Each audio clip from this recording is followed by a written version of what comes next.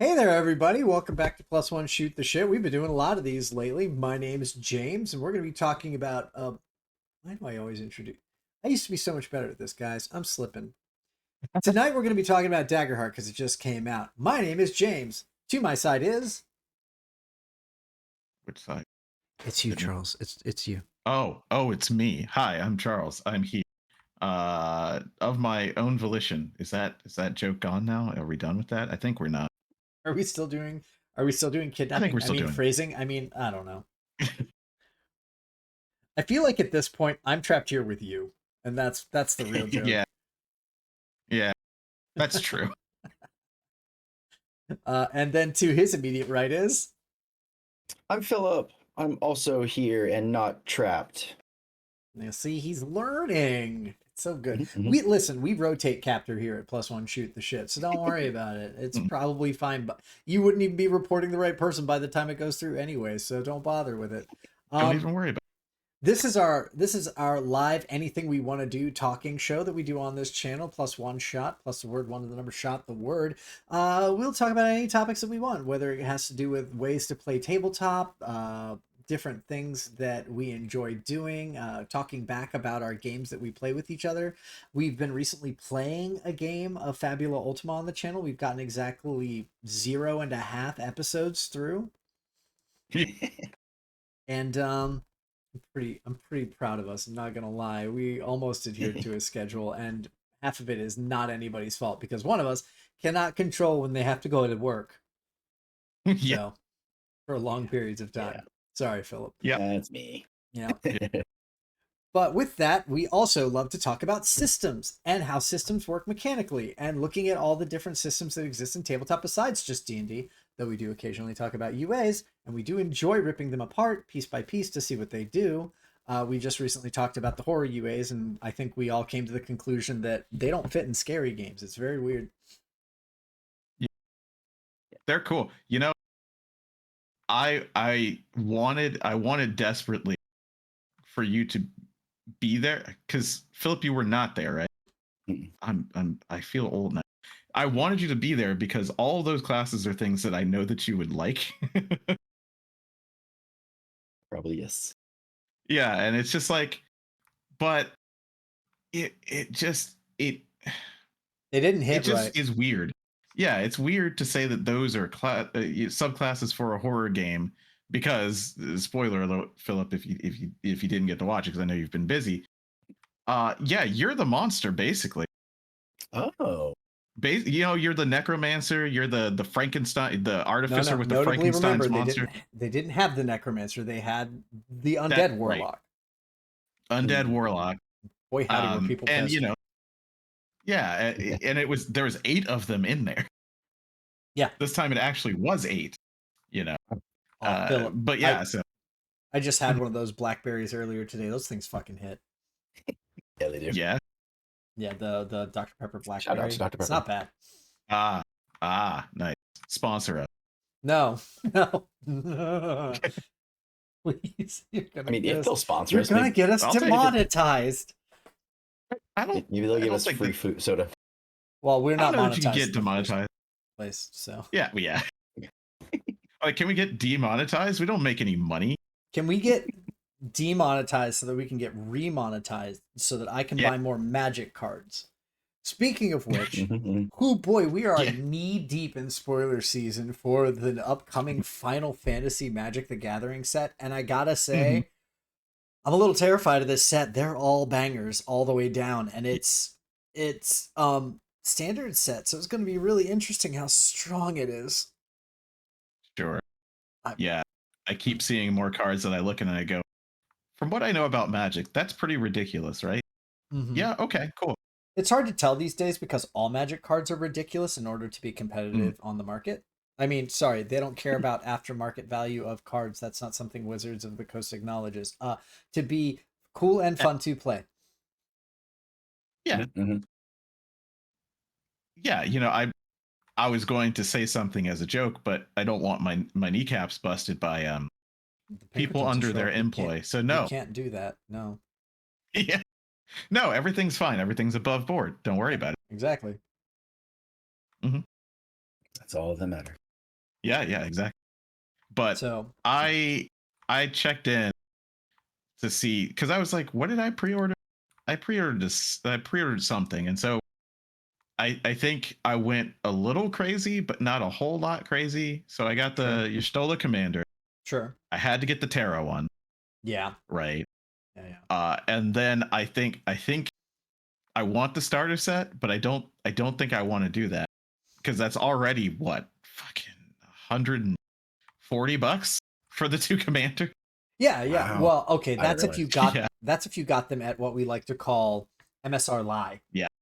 Which is Yeah, exactly. when Wizards of the Coast sets an MSRP for their product and then doesn't even adhere to it on their own sales sites. Nope. Wow. Yeah, they're like, this is our recommended price. We're not charging it, we're charging more. And it's like, you guys are the one who said the number, and you're not even adhering to it yourself. As an example, how do you expect any vendors to do so? Yeah, what would be the lowest for the commander set? Just one of them. No, 70. 70 is what they're supposed to be at. 70 So I'm is, yeah. amazed that you Okay. got them at MSRP. But as far locked as in, yeah. what they sell, I think on their own Amazon, it's like 100 per. Yeah. Wow. Crazy. And a lot of places are just trying to sell the regular ones, not the special editions, which were supposed to be like 120, 130 for 120. I don't want to think about it. Hey, you I don't gotta want to have think that. about what the collectors are now. You gotta get that. You gotta get that Final Fantasy markup, baby. Yeah. Yeah. Make all the money. Already the most Put some sellingest of it set into of Magic cards of all time. It hasn't even come out yet. Yeah. Really? Wow. Here's a question. Yeah. Is there any other property that would sell more Magic cards if you made a set of it? Any other property?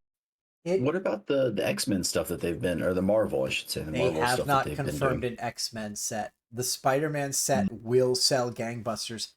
Sure. However, Mm-hmm. because we're having fun, sorry anybody who's cluing in right now, we're not talking about Daggerheart yet. We're just talking about shit We at the will. front of the episode. Maybe I'll tag it on the We're episode. nerds. Don't get your hopes up. That's work. Yeah. This is all going to be cut from the thing. You have to pay. You'll be a backer. You have to pay us that's to right. get this clip. Yeah. This is you have to pay us to shut up. If you pay a subscription, I will actually give you a cut version of our episodes. Take that, idiots. Yeah. You have to pay to make it shorter than 4 hours. I hope you enjoy your car ride to Mexico. The Spider-Man set, or as people are now calling him, Arachnid Human, is coming out in card form, but they did not secure the digital rights to Marvel cards on Arena, their online gaming platform. Wow. So they're doing a Universes Within full set that is going to have all the same cards, but with none of the Marvel branding for Arena. Okay, so yeah, Arachnid Human. Okay. Yeah. Which is going to be fun because he's a spider mutant hero. Mm-hmm. Mm-hmm. So figure that the bug out. Although maybe I will say that it's going to be Jace. It's going to be one of the Jaces. I just don't know. This Jace has webs. I don't play much Magic, and even I know who he is. Yeah, exactly. Yeah, right. Jace Bewebben. Exactly. So I'm interested to see how this goes because they've certainly done a funny thing with that IP, and I don't know what that means for further Marvel products because if they already weren't able to secure Spider-Man, I don't see how they do X-Men outside of like Secret Layers and other stuff because they have been making gangbusters off of it. Genuinely, they have. So the only thing I've seen is someone did like an unravel of the Wolverine Magic cards. Oh, I have that. I have Wolverine. I have Storm. So he's kind of nutty. Really good.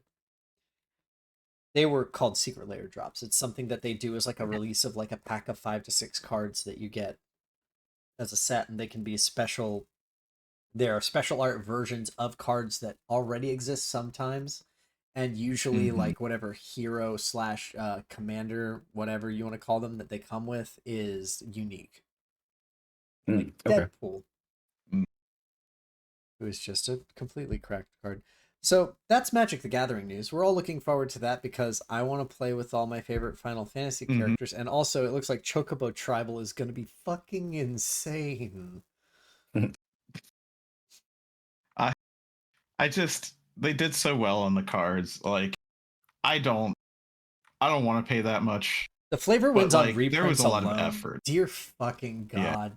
There's a lot of effort. So they put the Elidibus fucking dialogue, or they put the Elidibus soliloquy into one of the cards that's a reprint of like basically a target removal. Yeah. One I saw today was a Titus one, and I can't remember what it's called, but it's like overkill. It's overkill. It's overkill. And yeah. Yeah. And it's like makes monster at +0 and then -999. And I'm like, oh God. That's goodbye. Nothing. The first spoiler that made the internet explode for it was the Jumbo Cactuar, and it is a 1/7 that costs 6 mana to cast. When it attacks, it gets +9999 +0. Oh, sure. It does not have trample, but it's in green. There's no reason you wouldn't be able to give it to it. Yep. Yeah, so well, it's sure. It's a hell of a thing. Yeah. That seems fine. Yeah, it'll probably be fine. Hey, Charles, maybe we talk about that later or on some other place or something. I don't know. Yeah, probably, maybe. That's what we in the industry call a tease. Which industry? I don't know what the fuck we're doing right now. I guess podcasting. That yeah, sure. Yeah. The talking online, shouting into the aether. Yeah. Wait, exactly. I didn't screaming into the void. I didn't mean to make that pun, but it's there now, and I'm keeping it. You did. So, it's forever now. Anyway, Daggerheart released on Wednesday. I didn't realize it was out. It's finally out. It finally happened. I realized why I didn't realize it, and that's because I didn't pre-order it. I wanted to just buy directly from my friendly local game store. I wanted to support the idea that places should be keeping this in game stores, because I know that that's something that Darrington Press tries to push for things. So that said, none of the places I was around here had it in stock. I went like 3 different places today to try to find it and could not get a copy because one place didn't have it in, one place didn't even know it existed, the guy who was behind the register. Yeah. So womp womp. But yeah, Daggerheart is Critical Role's critically anticipated and has quite a bit of acclaim to the playtest that went alongside it. In-house tabletop RPG. It is designed narrative forward and with epic moments and heroic adventure in mind. We have done quite a few things on this channel with it. We talked about it when it came out as one of our system shots that we like to do. And we're kind of doing a follow-up today. We'll see how we get. And then it also has come out with updates on their Daggerheart Nexus, and also Critical Role is releasing a bunch of content about it. And of course, as you would with any tabletop RPG, the tabletop RPG verse is a Twitter with all of the different talk and conversation. Is it good? How does it look? What's the rub of the game, etc., etc. So I figured we'd throw our 2 cents in and just kind of have a general chat about it, see what it looks like now. We have the PDF available to us, as everyone does. If you go online to Daggerheart Nexus, you can go ahead and just purchase it there. $30, Charles? There is a deal. So I got mine through a link from Daggerheart.com to DriveThruRPG. And there you could buy the PDF and the Demiplane Nexus stuff together. I think it's supposed to be like 60 something, but I think it was 35, I want to say. Ooh, I might just do that because that sounds like a good deal. Pretty good. So yeah, that's a good way to do it if you just want the PDF and just the digital stuff, right? It will not get you a physical. The physical comes with a PDF anyway. So like if you want the physical, you'll get that PDF. I don't believe it comes with the Nexus though. That I'll look up right now. Okay, cool.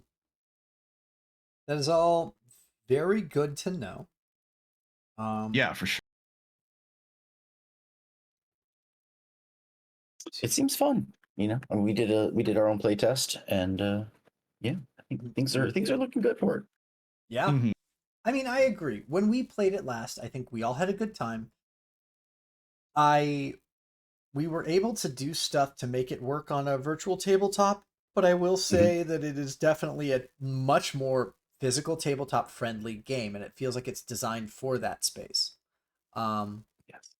Just because it does the things that I like to do. It gets really noodly with counters and with measurements and with just being very tactile, which I always feel games should be, because it helps engage the players. I like playing a lot of board games, and board games are very good at being tactile. You have miniatures, you have cards, you have little tokens, you have dice, you have this and that, and all of those things being physical really, I feel like, helps you engage your brain better. Not to say that I don't like a good VTT, and I think many other games are much better played on a VTT. Oh yeah, for sure. Plus, the card nature of the game sort of lends itself to being able to like shuffle through your deck. Yeah, this one. Putting it down and being like, okay, reading it, and other people be like, what is it? Okay, yeah, cool. Yeah. Yeah. And it also helps you with picking Mm-hmm. what you're gonna do. Like, I'm running the game, a long running 5th edition game now that I'm running with some people who've been playing since AD&D. They're much older than any of us here. I'm like the youngest person there, and they've recently gotten spell cards for 5th edition, and it's changed their lives, right? Because they're like, oh yeah, I can cast this. That's what I'm looking at, right? And I could put this down, and that's one of my slots. Like, that's great. It is a good idea, and I'm glad that that's built in a way that D&D could not do. Well, I guess they did do for 4th edition, but nobody talks about that. I miss 4th edition. I know. Yes, Phil. Yeah. You and only you. Yeah. How That's dare not true. When it died, I didn't cry. How's that, Charles? There you go. A true throwback. Yeah. Okay, so I think I have an answer. So this is more complicated than it needs to be. I'll tell you right now. Oh no. Yeah, I don't know. So I went to daggerheart.com/buy, and you see Critical Role shops, right? So you can buy it directly from their shop. Sure. Probably a very good way to do it if you're going to do it. Then it has, your FLGS, find your guild store, then Amazon and such, then digital offerings. And here's where you can go get it. So I think you can go to Daggerheart or to Demiplane and buy it there, but I already have it. So I can't tell if you can. And if you do, I think it's $34 just for that.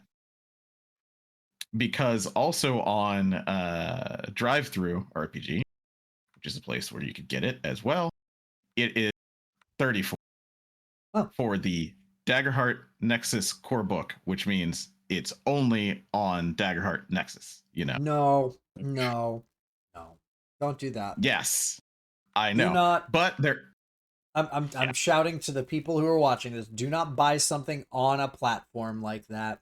Don't do it. Because we don't know how long that Dagger. I don't know. Damn it. It's hard, right? Because I do want to support Demiplane because I think they're doing a lot of good work. On the other hand, they don't provide you the PDF copy. Why? Yeah. So if you were to, there's a Daggerheart core book on Drive-Thru. There's a Daggerheart Nexus core book, which is why I was confused. So that is just for Daggerheart on Nexus, I think. Because it doesn't say there is another one that is $44.98 locally. That is Daggerheart Nexus and PDF. Oh. So I'm like, there's 3, and one of them is just the book on Demiplane, and the other one is the book on Demiplane and also a PDF version of that book. Okay. But there's also just the PDF, and also if you buy it physical, you'll get a free PDF. So you just know which one you want to buy, basically, is what I'm saying here. If you are going to play it online, I would recommend going in on Demiplane, but I like Yes. having a copy of things myself because Mm. if a website shuts down that houses a thing, then you're never going to have that thing. Like it's one of the Yep. few things that I'm a little worried actually about D&D Beyond these days because Mhm. whoa, Wizards is doing weird stuff. Wacky wizards. The other thing that I just wanted to say about the PDF, and I alluded to it before we started recording. See, that's what we really should sell to people because that's the good stuff. Mhm. No, I'm never putting any of that online. There's too much stupid shit we Yeah. say. Yeah, probably. That's true. Prove them wrong. Subscribe. Anyway, If we hit 50 subscribers to our Twitch channel, I'll start recording before telling anybody and get in a lot of trouble with the government and also the police. yeah, Because it'll be worth because I live in Virginia, that's illegal. it. So 50 basically, more? 'Cause we're already 50 at subscribers. 100. No. we 50 are. more subscribers. So 50 more subscribers, and I'll go Gotcha. to jail. How's that? What was I? Oh, right. The size of this book, because it is about the size sometimes. This book, this PDF that I downloaded from DriveThru, right, Yeah. is 242 megabytes. Uh-huh. And I was like, that seems big. Is that big? So, because I like to That's a own quarter things of a too, right, yeah, I have a bunch. I just have there's a folder on my desktop that's TTRPG, and it has like Cyberpunk Red, right? Like, how big is that thing? The core book is 29 megabytes. Okay, all right, sure. Draw Steel, the latest like packet, pretty small, but Strongholds and Followers is in here, 99. Okay, we got Fabula. Fabula's probably large, right? Nope. 17 megs. Fabula Ultima notably does not have a huge amount of pixels in it. Yep. Because it is a Gubat mini Banwa, book. A cool system that I want to look into so I can talk about one day. Gubat, yeah. Yeah, is 89, right? So, and I was like, why is that? And then I realized, yeah, this thing is 400 pages because it gives you the cards, Yeah. and the cards have full art. Yeah, And that's why it's so big. The cards are at printable size. I'm scrolling through Yeah. this right now, and I'm on page 3. Hold on, let me just. Have you ever wanted to have a book that was 415 pages according to the PDF? But I'm going to tell you right now that the actual book itself ends on page 366. And the rest of that is a bunch of printable character sheets all on pages of a PDF. And all the cards you can print up and cut out yourself, just like you're playing 4th edition again. Baby, we made it back. We out here. And this is their character sheets, which I think we talked a little bit about. We have. When and we we've looked first at the did old this. ones first as well. Yeah. They still have that whole docking situation going on. Like you put this sheet here and then you slide this there, and it makes it a cool little UI type thing. Yeah. So that's cool. Somebody had a lot of fun with that who was a UI UX person, and I'm very happy for them. And I hope that people appreciate what they've done because, boy, it was a lot. They didn't have to go this hard, and they did. And at least they dock their windows. Let me tell you about using, like, I don't know, a game engine when everybody just opens their windows everywhere, and you're like, so what were you looking at? I was looking at this window. I'm like, well, there's 20 of them. Could you please tell me which one? Yeah. But anyway, I think that's the format, right? I think that's boys. Most of the stuff that I wanted to talk about the format. The safety tools are on page 169. Let's go. Wait. Oh my goodness. The glossary's clickable. Oh my god. No way. Yes. All right, perfect game. Guys, we got there. Perfect, flawless, beautiful. Mwah, chef's kiss. You did it. We are proud of you. Your parents are proud of you. If your parents aren't proud of you, I'm your dad now, and I'm proud of you. Good God, it takes so little to do that one extra little thing and make it so much better. And they did. They did the one thing. Yeah, that's really cool. Yeah, they really didn't need to, and that would increase the size a little bit as well, so that makes sense. It's worth it. Yeah. Oh, they have. Oh God, they have campaign. Oh, that's right, the frames. God, I need to actually dive into this. I forgot because they have so many different fun little like template overlay things that they did for this Yes. game, and we only got to see like half of them. Right. And the biggest thing that I hear about this book, and I haven't gotten. I was mostly looking at system changes for the classes because that's what I remember. Yeah. I mean, that's how we do. We're a but little I bit hear that noodly here. I hear that the GM stuff is very, very good. I really want to get into that. I had nothing but an Mhm. amazing time with all of the GM tools that they gave just for the playtest. Yeah. Every single time that they put something, I know I raved about this already, but I'll rave about it again. Mhm. We can have this online as many times as we want. It doesn't matter. You can't Mhm. stop us. Only Twitch can, and they don't That's care. Immediately get banned. For Yeah, and then we're off it. Whoops. And we're demonetized again. Damn it.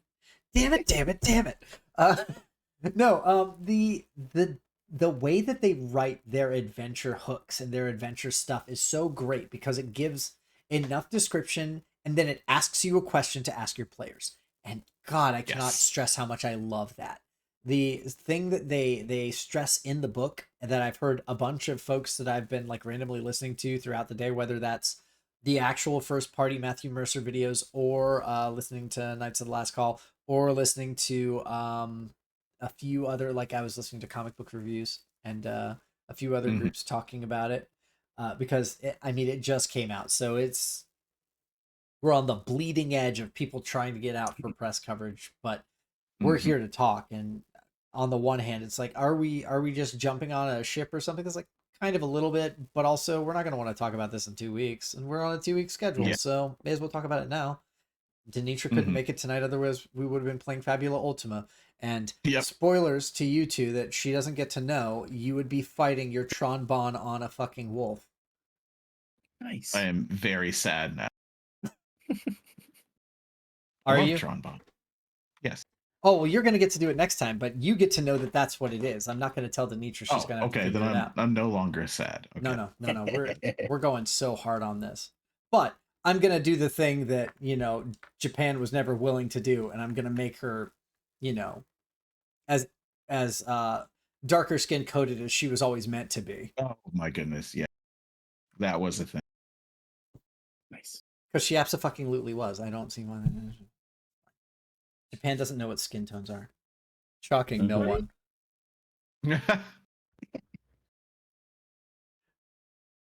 I tripped myself up. Damn it. Anyway. Wow. That's what you get. Yeah, no, I deserve it. I'm gonna climb off my fucking high horse now. So in this game though, like the way that they don't even handhold the GM, but they just give you, it felt like whoever made the layouts for all of the GM tool stuff that I used when I used it for the playtest gave exactly the right amount of help. And that's crazy to me because usually it's like, here's a absurd description that you don't need to give a shit about, or here is all these very weird noodly things that you have to remember for this. By the way, did you notice that they have to make a check when they walk into this room? We tell you at the bottom of the paragraph. It's like, yeah, why? Thanks, Philip, you've been running a module for a while now. How much did that hit home when I said it? Always. Like trying to prep beforehand, like, oh right, I gotta remember that this bad guy can do these 4 things and that bad guy can do these 3 things. There's a bad guy in this room. He is here and there are columns, blah blah blah. It explains out the room. So you just explain that to the players, and then it says at the very bottom, the bad guy is hidden, incapable of being seen without a blah blah blah check. And you're like, God damn it. Wow. Yeah. No, but why would you do that? Yeah, exactly. And I think the thing that I love the most was the questions that they ask. Again, I'm just going to bring it up because I just found it so gorgeous when I was playing you guys through the stuff, was like saying, single out one of your characters and ask them this. Single out, or not the characters, obviously, they can't talk for themselves. Single out one of your players and ask them this in character, or asking a player, what is interesting about this place? Like what we did with the city when you all visited and you basically Philip, I think I asked you, and you described one of the tiers of the like tree that was the city. Yeah. Yeah. We each took a turn sort of describing like the bottom and the top of the tree city. Yeah. Oh, that's right. It was like multiple people. Yeah. So it's like one of those things where it's very important, and it does this very reinforcing psychological trick where it makes it yours, and because it's yours, you care about it now. Right. It tricks you into liking the game. That's good. Please trick me into liking things. I like things. Yeah, it's good. I like being tricked into liking things. I like Well, to already be Just tricked me into it. I love Yeah, close-up then I'm magic. Yeah. Okay. I don't Yeah. know why that was magic.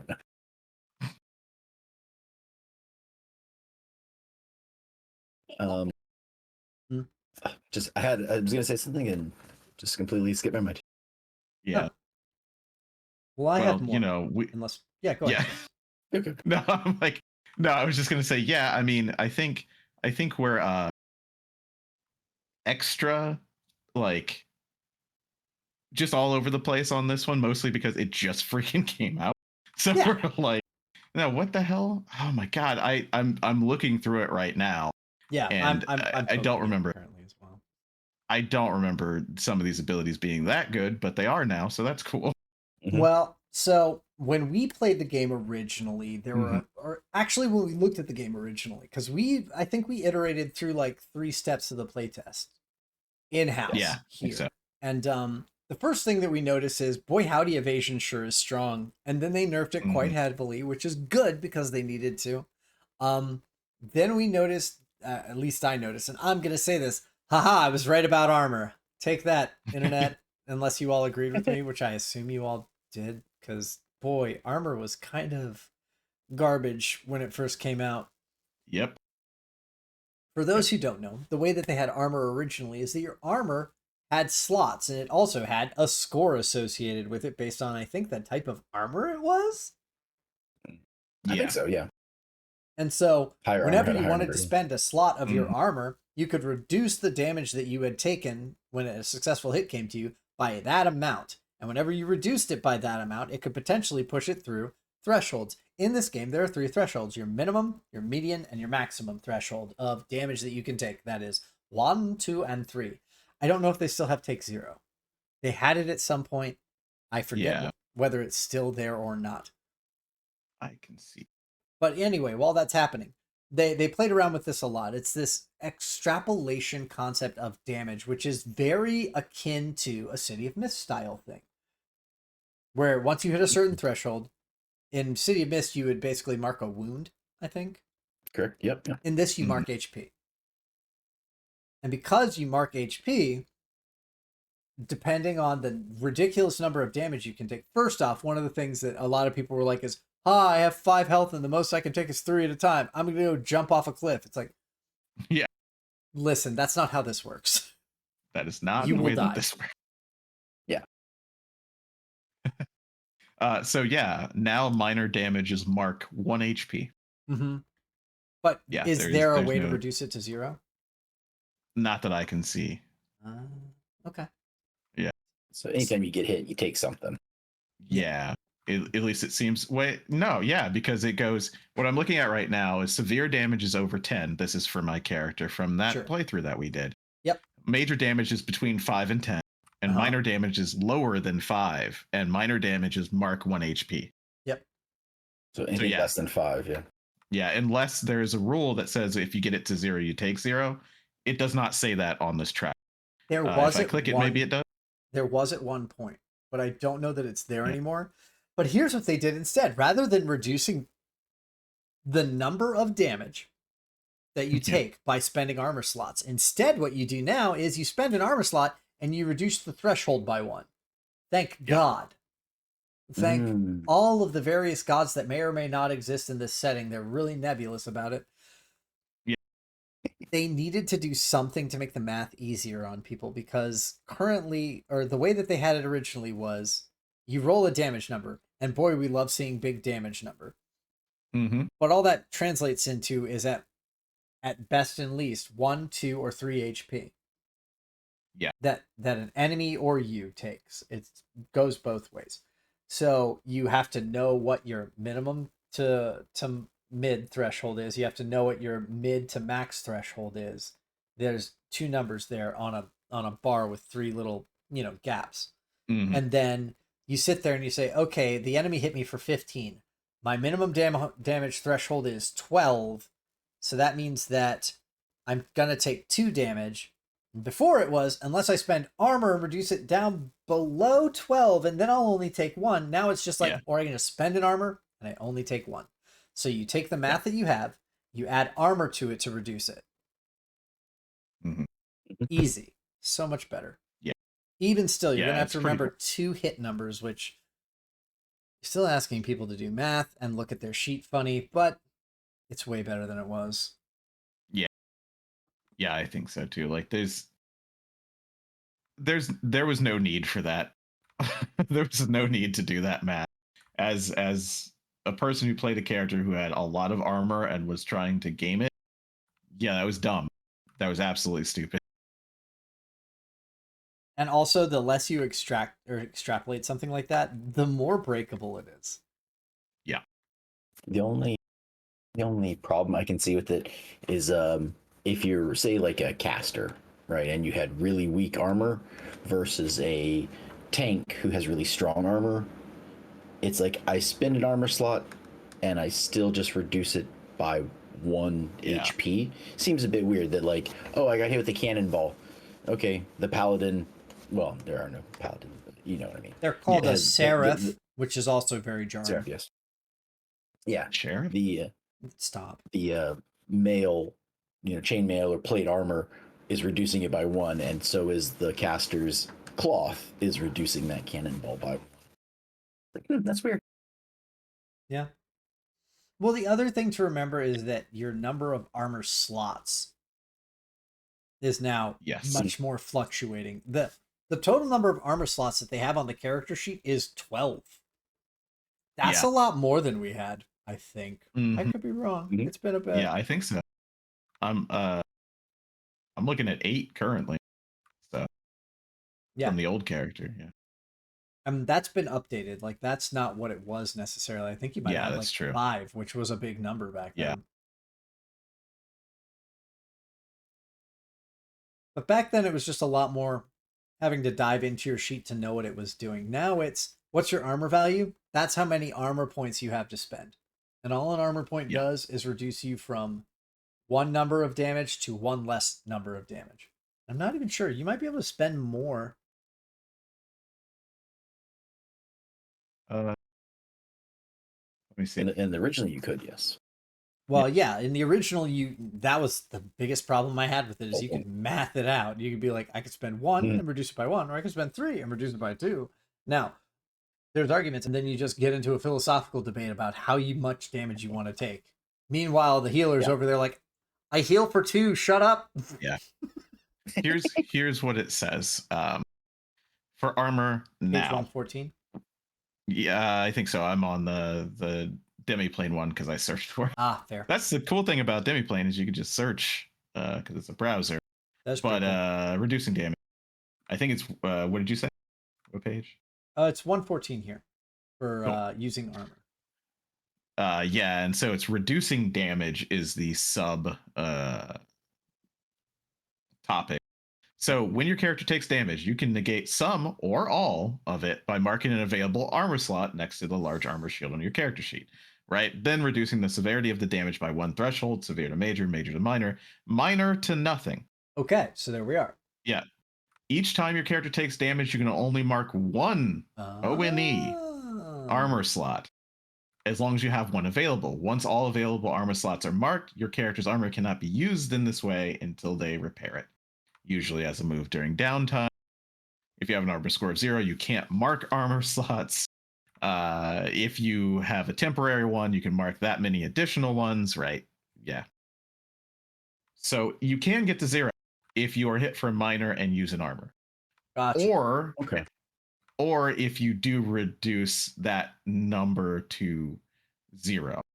If you take 0 damage, you take 0 damage. Yeah. That's good. Technically. Well, there you go. And that's how Yeah. armor works in this game, which I think is going to be the hardest hurdle to overcome in combat. is going to be taking the big silly number, turning it into a 1 to 3 or a 0 to 3, and then reducing it from there with an armor slot, and it's at most you go -1. Way better. Way better. I don't know how it is in practice. I know that when I was trying to beat up on you guys in the game, you weren't really... You had to spend almost no resources, because I think there was... You were playing in, like, I think a team of 5 anyway, but it was... I think so. Actually, it was more than 5. I think there were 6 of you. But so sounds right. So your armor score is just the number of times you can use armor? Mm-hmm. Yeah, it seems that way. Let me... Reduction, yeah. So if you were... So like a tanking class might have armor 10, which means they can negate 1 level of damage 10 times, and a caster may only have an armor score of 3, meaning they can reduce damage 3 times. Yes, and also what comes into play with that is your base and your calculated thresholds. It's only your calculated, not your base. So your threshold is either based on your class or the armor you're wearing. I'm pretty sure are the two deciders. And your thresholds are those 2 little numbers that sit between the 3 slots on your character sheet. And they say, like for chainmail here, it has base threshold 7 and 15. So it's 7 or 15, and then, because I watched Mr. Matthew Mercer, you add your level to each of those. Yep. So let's say you're a level 3. You will have 10 and 18 as your thresholds. So anything less than 10 is 1. Anything between 10 and 18 is 2. Anything past 18 is 3. Okay. Yeah. And so... and that's really nice. It gets rid of that stupid math. The math is still there for figuring out what your thresholds are. Bit. It's like asking someone to check on one of their skills. In D&D, it's if the person is not proficient at their sheet, they're not going to know what you're asking them. They're going to have to go look for it. It's. I still think about the strongest pain point in this system. Yeah, I still agree. Yeah, but it's way reduced. Yeah, it's good. Every system has to have the least best part, So, and I'm not even saying it's bad. I think this is a great system. It's just the way that it originally was created. It was a great system for someone who really likes playing math game. Like, it was perfect for someone who is very, very into making it as noodly as possible and getting as deep into it as possible. I'm looking directly at you through the camera, Charles. I know what you're talking about. Anyway. That is not Remind me what shield you had on your character? A shield that doesn't exist anymore, and we'll talk about that, because it definitely should not exist anymore. Yeah, when you showed me that, you're like, look what I was allowed to equip to my character. I was like, you what? Why is that a thing? That should not have been allowed. We'll talk about it. Yeah. So yeah, the armor thing was one of the main things I think that changed that I wanted to bring up, because it was certainly interesting. I want to look something up because I'm looking through my notes right now and I see countdowns. Oh yeah. Yeah, I saw them as I was going through. They do still call them countdowns. They do not call them clocks. I do not know why. John Harper worked on this game. You know what? I know why they don't. Because they use a die. Clocks use a clock that you draw on a piece of paper and fill in like a little pie. So I guess the countdown die is just literally... They're saying it differently because it does not physically represent a clock. But still, if you've ever played a blah in the dark game, and you know what a clock is, or you've ever played in one of the games that I run, you probably know what a clock is. Countdowns are clocks. Yeah. I think it's interesting that you have the clock. Like, it's a great visual to see. Like, it's like taking away, but you can't really show the player because then they know how many chances they have to succeed. Well, so only the GM gets to see, like, I see. Well, I mean, the thing about clocks is they're supposed to be open-faced. I guess that's a clock pun. It's fine. We're moving on. Clocks are supposed to be represented for the players so that they know that something's happening. Whether or not they know what that is, there is up for debate. But typically you tell people, here's a clock for this thing. Once the clock reaches 0, or once the clock is full, in the case of Blades in the Dark, then that event will trigger. Either an enemy's plan will come to fruition, or you will have a consequence hit you, or there will be a problem that occurs in the heist that you're currently doing. Things like that. You set a timer, you turn the little hourglass over, but the hourglass is a fillable sheet on the page, and you tell your players, all right, you have stakes, deal with them. Yeah. Now, would you tell them that there are 6 chunks or 4 chunks to this clock? Yeah, you would say, I'm making a clock with X chunks. So you do actually do that. I thought that was hidden. What? I didn't hide it from you guys. You were fine.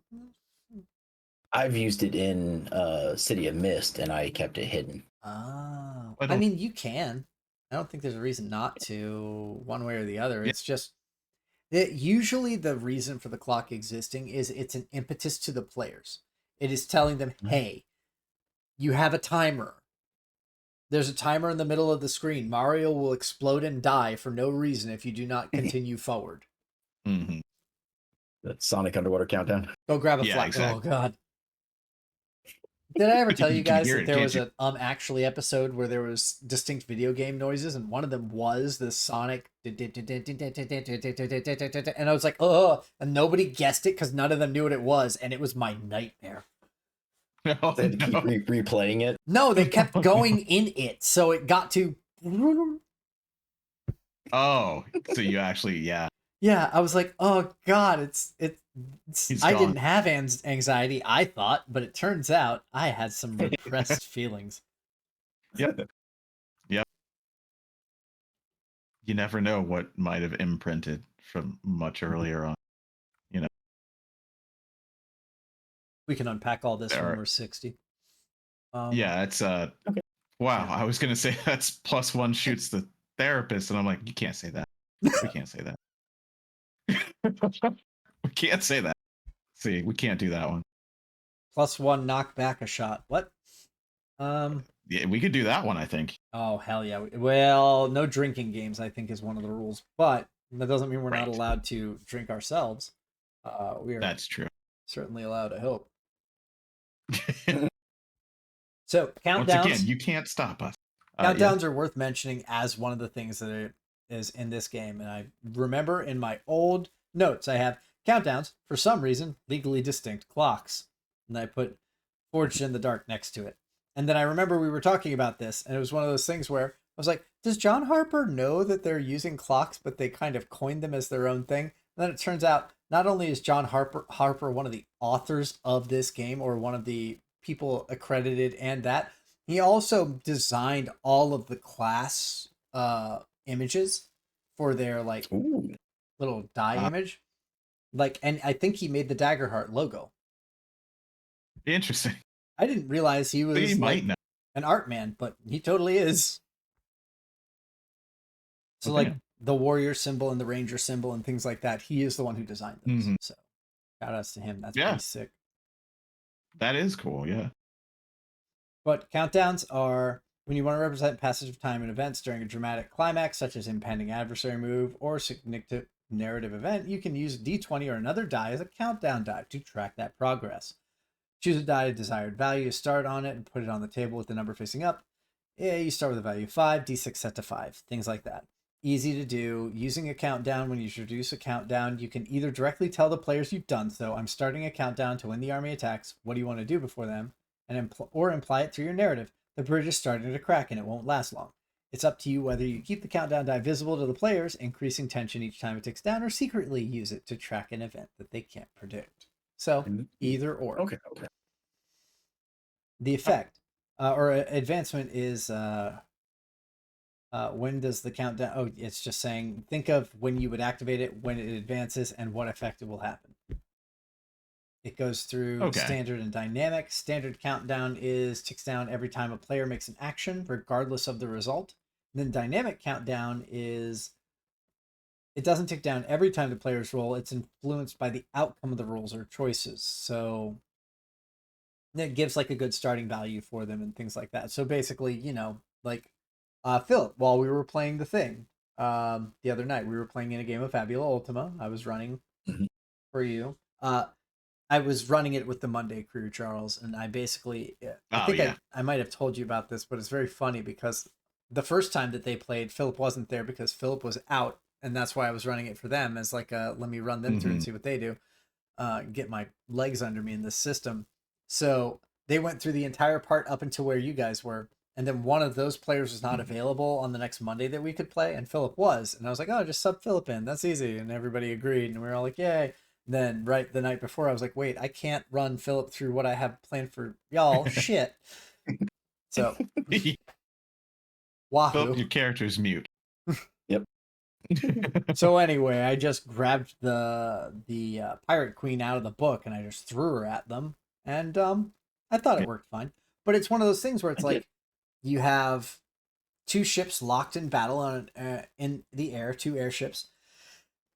One of them is firing on the other one. And so I started a clock and I said, this clock starts at, I forget if I made it 0 or 10 out of 10. And it was damage dealt to the ship. And once it reached 10, that meant that the ship would become inoperable and land. Yeah. Possibly dangerously. So the idea being, hey, you want to end this encounter before this gets to 10, because if it gets to 10, your ship don't work. And then you have to figure that out. And then the other thing that I had was there was an anchor attached to their airship from the other one, and they were able to enact on that anchor to try to get it pried off of their ship. And there were two ways to finish the encounter. Either they could defeat the queen, or they could detach the anchor. Either one would end the encounter. Right. And so it gives you Possibly. Possibly. It gives you options for things to do. And because I wanted them to try to use the clocks more dynamically, the pirate queen and her entourage were much stronger than they would be able to survive while still having the airship intact. Like ridiculously so. There was no chance.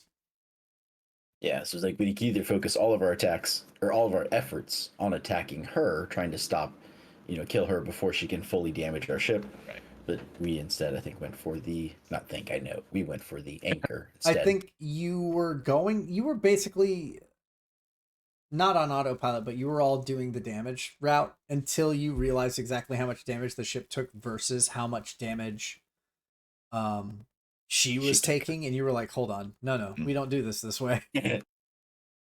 Right. You're like, well, here's how we're gonna do this. Philip was like, sick, I'm just gonna lift with my knees real quick on this anchor. Yep. But I love having countdowns because this adds a level of, how do I want to put this? It adds a level of crunch to a thing that is inherently not crunchy with a powered by the apocalypse style combat system, right?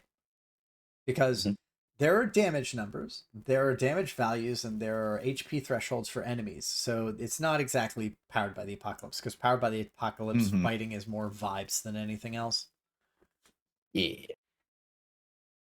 But I really do think that adding a clock gives something to the players to sink their teeth into more than just being like, all right, damage the things until they're gone. So yeah, it's everything in this game is basically codifying things that GMs, DMs find out over time, right? Like the whole clock thing is codifying a concept that a lot of people came to. It's just that when you codify it like this, you're giving new GMs or people new to a system that leg up and thinking immediately like, oh, yeah, I could do that. Yeah, that makes perfect sense. I'm going to throw one of those in there. It's I love that it's in here, and like I said, there's supposedly a lot more of that in here, and I know that we're going to get into it. I know that we're going to probably play it again, right? Because I think that we should now just to see the differences. But it's really nice for them to codify it because this is kind of aimed at people who have played D&D maybe, but also people who just want to get into a tabletop, right? Yeah. They just want to start it. It's hard to start it. You think you have to know a lot. Daggerheart is a lot for people who feel that way, who maybe feel that it's daunting, because now there's cards. Now there's a whole like onboarding process to be a GM. What was the onboarding process in D&D 3.5? Good luck. I Right? bought the book. Ooh, I guess I well, can you run only it. had to read like 5 books unless you were specifically Yeah. going for one setting. Then you had to read that book too. And if you had an adventure module, you probably wanted to read the whole thing up front because you weren't going to just do it piecemeal back then. It was very confusing. It was mostly just stat sheets put into blocks. Um, Fun. I mean, 3.5, to be Super fair, fun. was much better. But if you were looking at like Yeah, a it was 2E better or than something, before. holy fuck, that was unreadable. Yeah. Do you know how many Yeah, it was better crypts than there before. are in Ravenloft? I do. It's 100. Wow. And each of them had a random encounter, not random, but had an encounter in it, maybe. Don't like it. Do not like that. Boy, howdy, it sure did give you something to do on a Saturday, though. Fair. Which honestly is what all these games boil down to. It's giving you something to do for a set amount of time during a particular day. I'm in a similar vein. I'm trying to find a game for on my work group for when next year when I'm stuck with them for 6 to 10 months. Have you Yeah. considered running? That's the easiest way to get a group together. Yeah. But I figure out Yeah, what am I going to figure out run? what. Yeah. Face you made. I'm so What do you- sorry. It was a joke, but also we all know that feel. Yeah, exactly right. I'm But going to yeah, play this game. Well, I guess I'm running it. yeah, I of the games that we've talked about, yeah, I mean, Daggerheart just has that. Like, I don't need to really teach you how to do this, right? There's a little bit to learn, but I don't really have to worry about that. You don't have to worry about initiative. You don't have to worry about, like a lot of these things that are just basically jumping through hoops for D&D because it's always been there, right? Like, I don't typically like non-initiative systems because that just makes it, to me, easier for problem players to be a problem. But Yeah. that's on the GM, and they've given you tools to deal with that because of the whole when they roll a fear, take over, right? They knew that they needed to do that, and it makes perfect sense. But I don't know. Are you thinking about Daggerheart? Yes, because the people that I've talked to have only played D&D. So it's like I could I mean, you've start run up a enough of whole that, new. I'd say. Yeah. So like I could do another D&D, but this one might be because there's a couple people who are interested and haven't. So it's like 2 people I think that have played D&D before, and then either 2 additional people who are like, "Oh, that sounds like fun. That could be really cool." But I don't think they're the type of people who want to read all of the D&D book to understand it.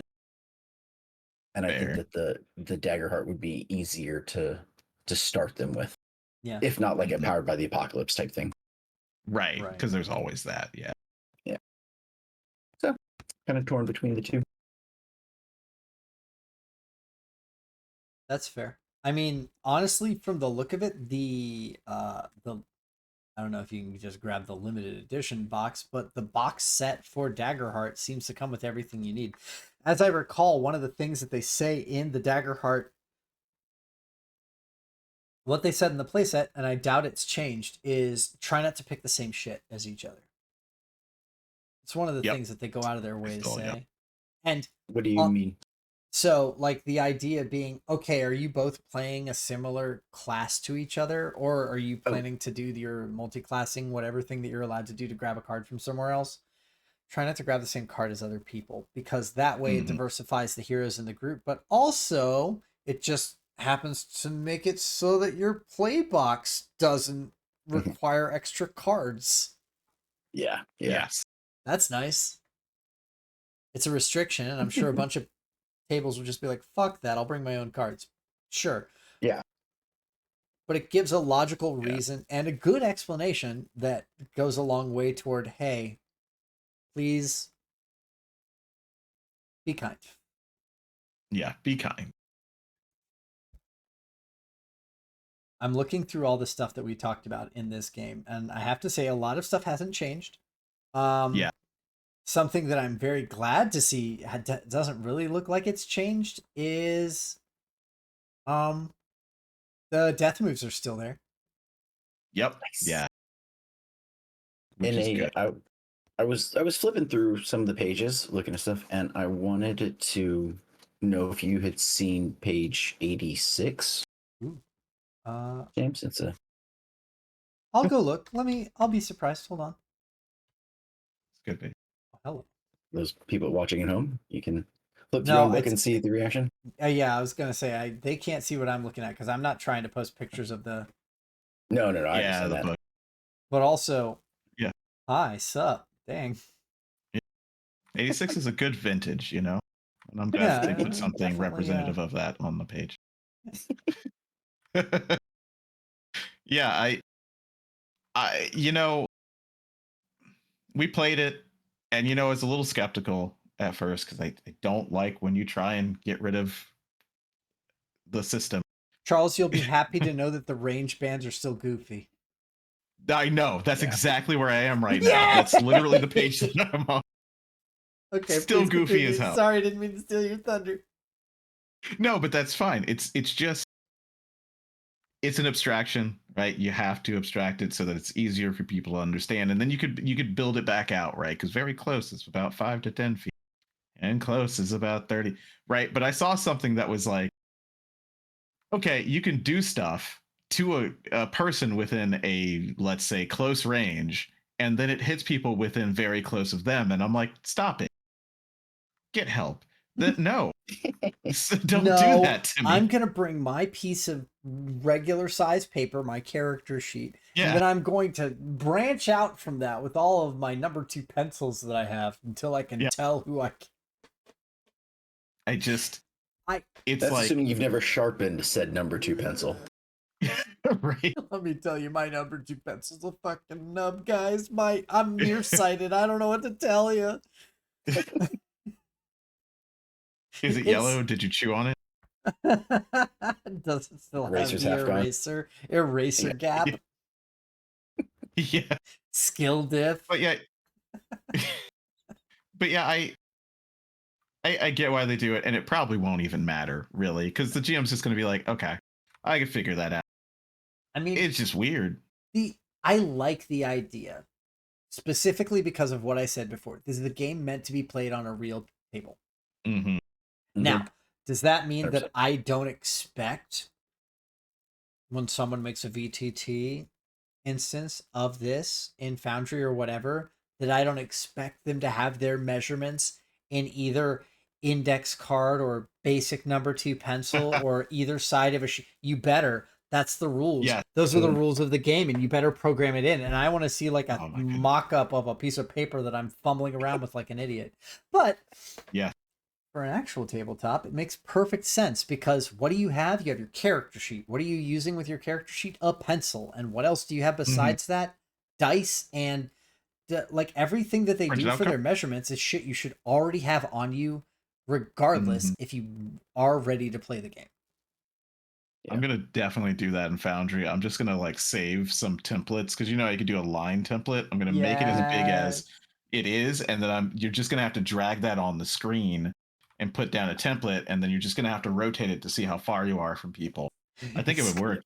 I'm thinking of like was it like the Surgeon Simulator games or any of those crazy games, and you've just got a sheet and you've got the paper and you're just like moving the paper and the pencils and the enemies are going flying around the board.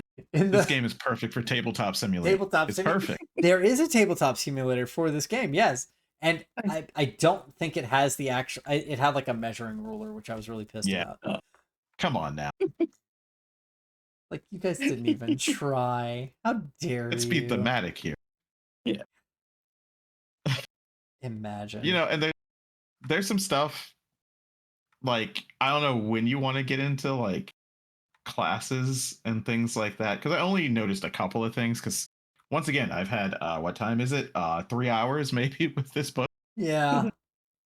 It's we're but there's at some our stuff. own pace here, but I mean, looking around, it looks like Many of the things that we're familiar with stayed the same. Yeah. There are no skills. There are only experiences and your stats for your individual things. Your stats go 2, 1, 1, 0, -1, -1, I want to say. Or is it 2 zeros and a -1? Character creation. Where are we?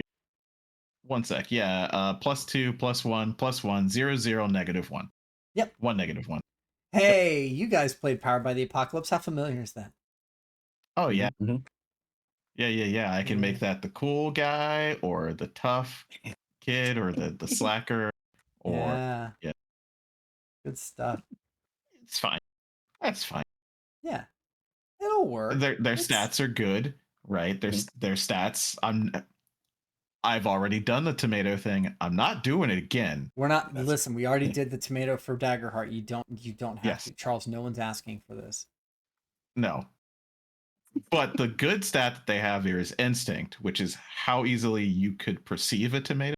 But having a distinct perception and not putting it in with like wisdom, I like that. That's great. That's cool. Crap. I like it. I love Yeah, that. the statty boys, as we know them, are they're the same as they were, aren't they? Yep, they are. Yeah. They're agility, strength, finesse, instinct, presence, and knowledge, and they basically do exactly what they say. So that's good. Agility and finesse. We talked about the difference between them, right? Yep. And it's so nice to have a difference between agility and finesse. It's aim versus dexterity, which is something that is super different. And anybody who's ever been in a physical activity or a sport or a martial art understands it's like it's a difference between your trained muscle memory and your overall athleticism in a flexing rather than a lifting way. Those are different. And the fact that they codified that rather than being like, and constitution is somehow different than strength. Oh my goodness. Yeah. What? So those are still great. Yeah. I love it. And it also helps. What it did was it pulled dexterity into 2 stats. Dexterity is 1 stat, is too strong. And it needed to be 2 different stats. So you had to choose your baby. Yeah. You cannot be good at hit and also good at dodge just from one thing. That's not fair. But if you can dodge a wrench, you could dodge a ball. And if you could dodge a ball, you can dodge this entire reference. We're moving on.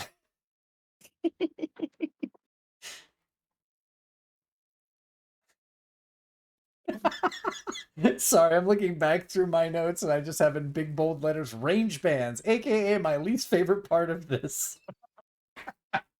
Yes. I think I was channeling Charles for that. They did at least put like squares. So the melee is within 1 square and very close as 2 squares. That's the same as it was. It was already that way. It was set as you may use a grid. May. Strong may. Very, very, very loose may. I do want to point out, for anybody who hasn't listened to us talk about this stuff before, death moves are cool. A death move is when your character falls to 0, I want to say.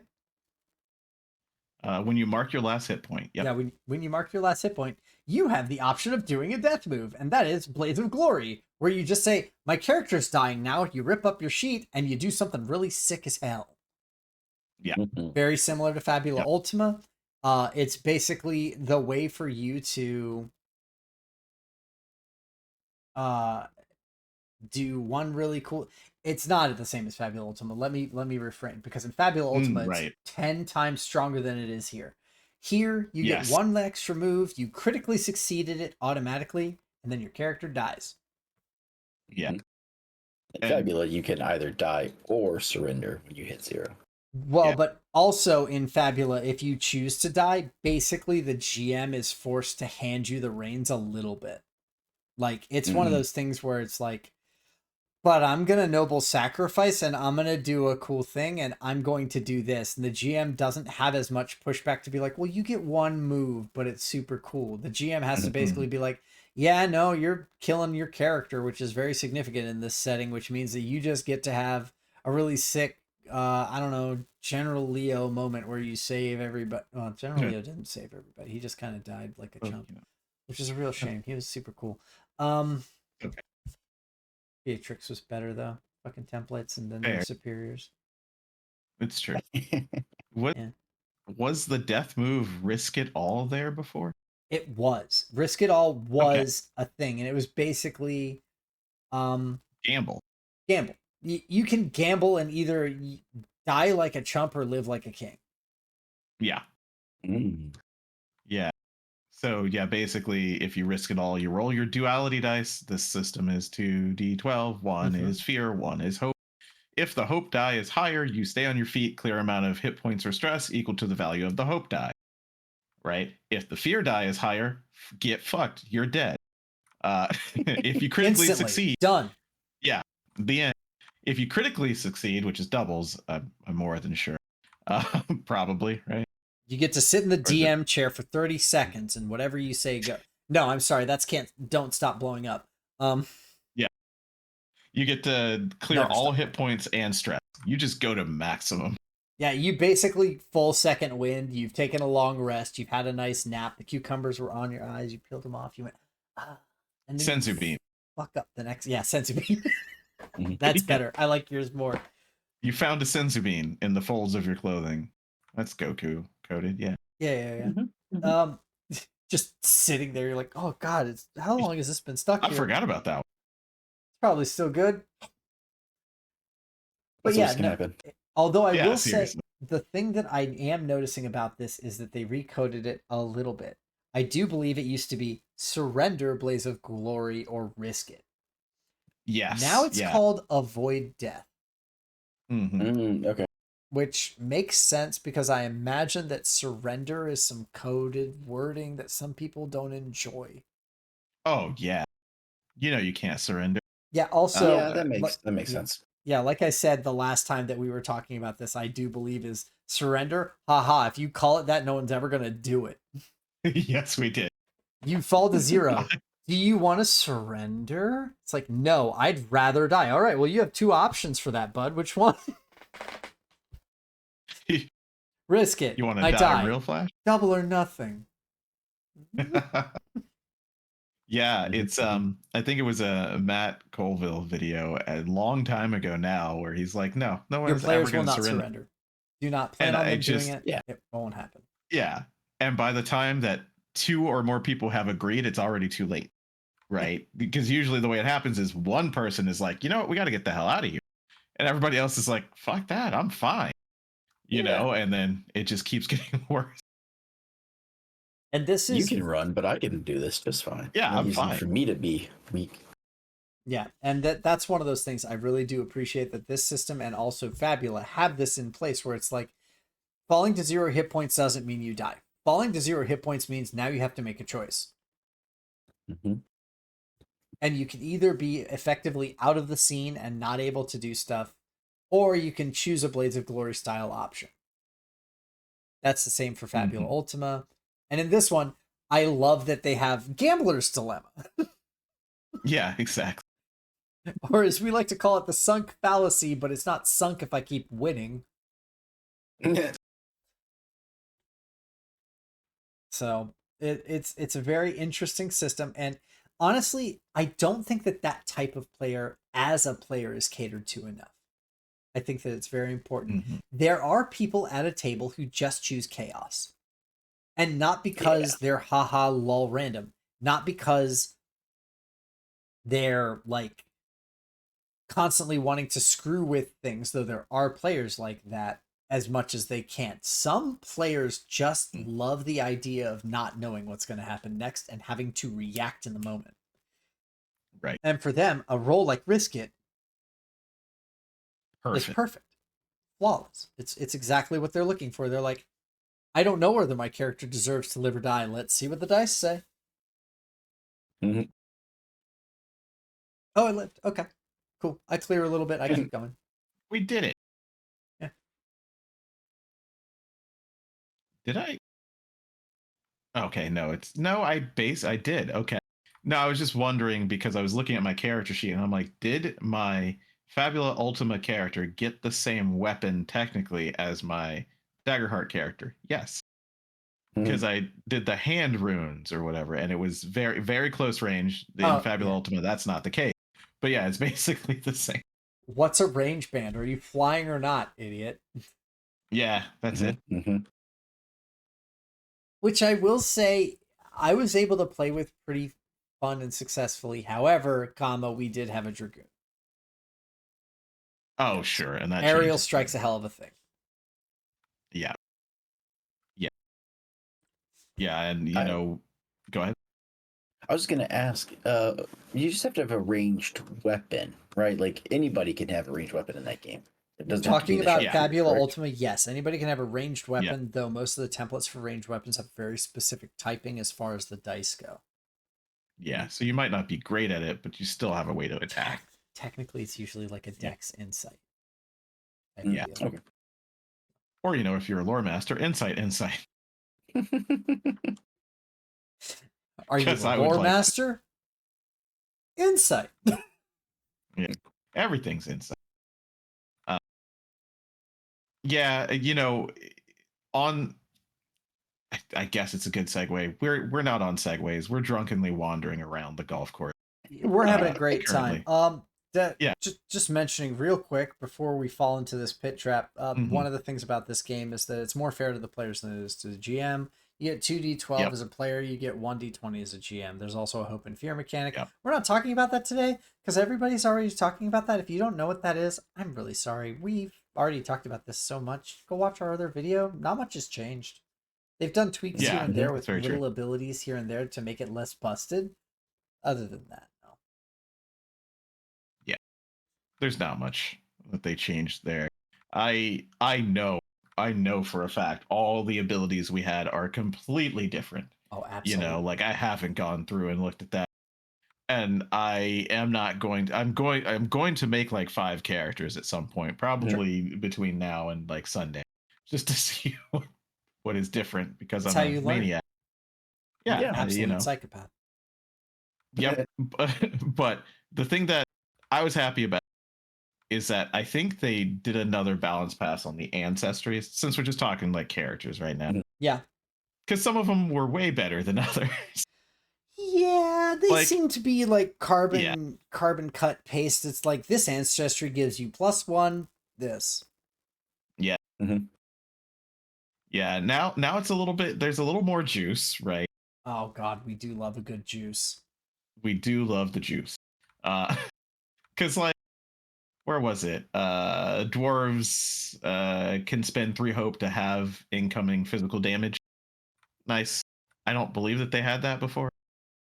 I don't remember, to be honest, but every class has a hope ability now. That's something that's new. Yes, we should talk that's about new. this. Yes, yeah. Because not only, I think every ancestor might have a hope ability as well. Maybe. No. Like I just looked at Clank and they don't have one. But a couple of them do. Increased fortitude. When you take physical damage, you can spend 3 hope to have that damage. Yeah, and Fairy has Luck Bender, so you can roll. Oh, Philip, what do you got there?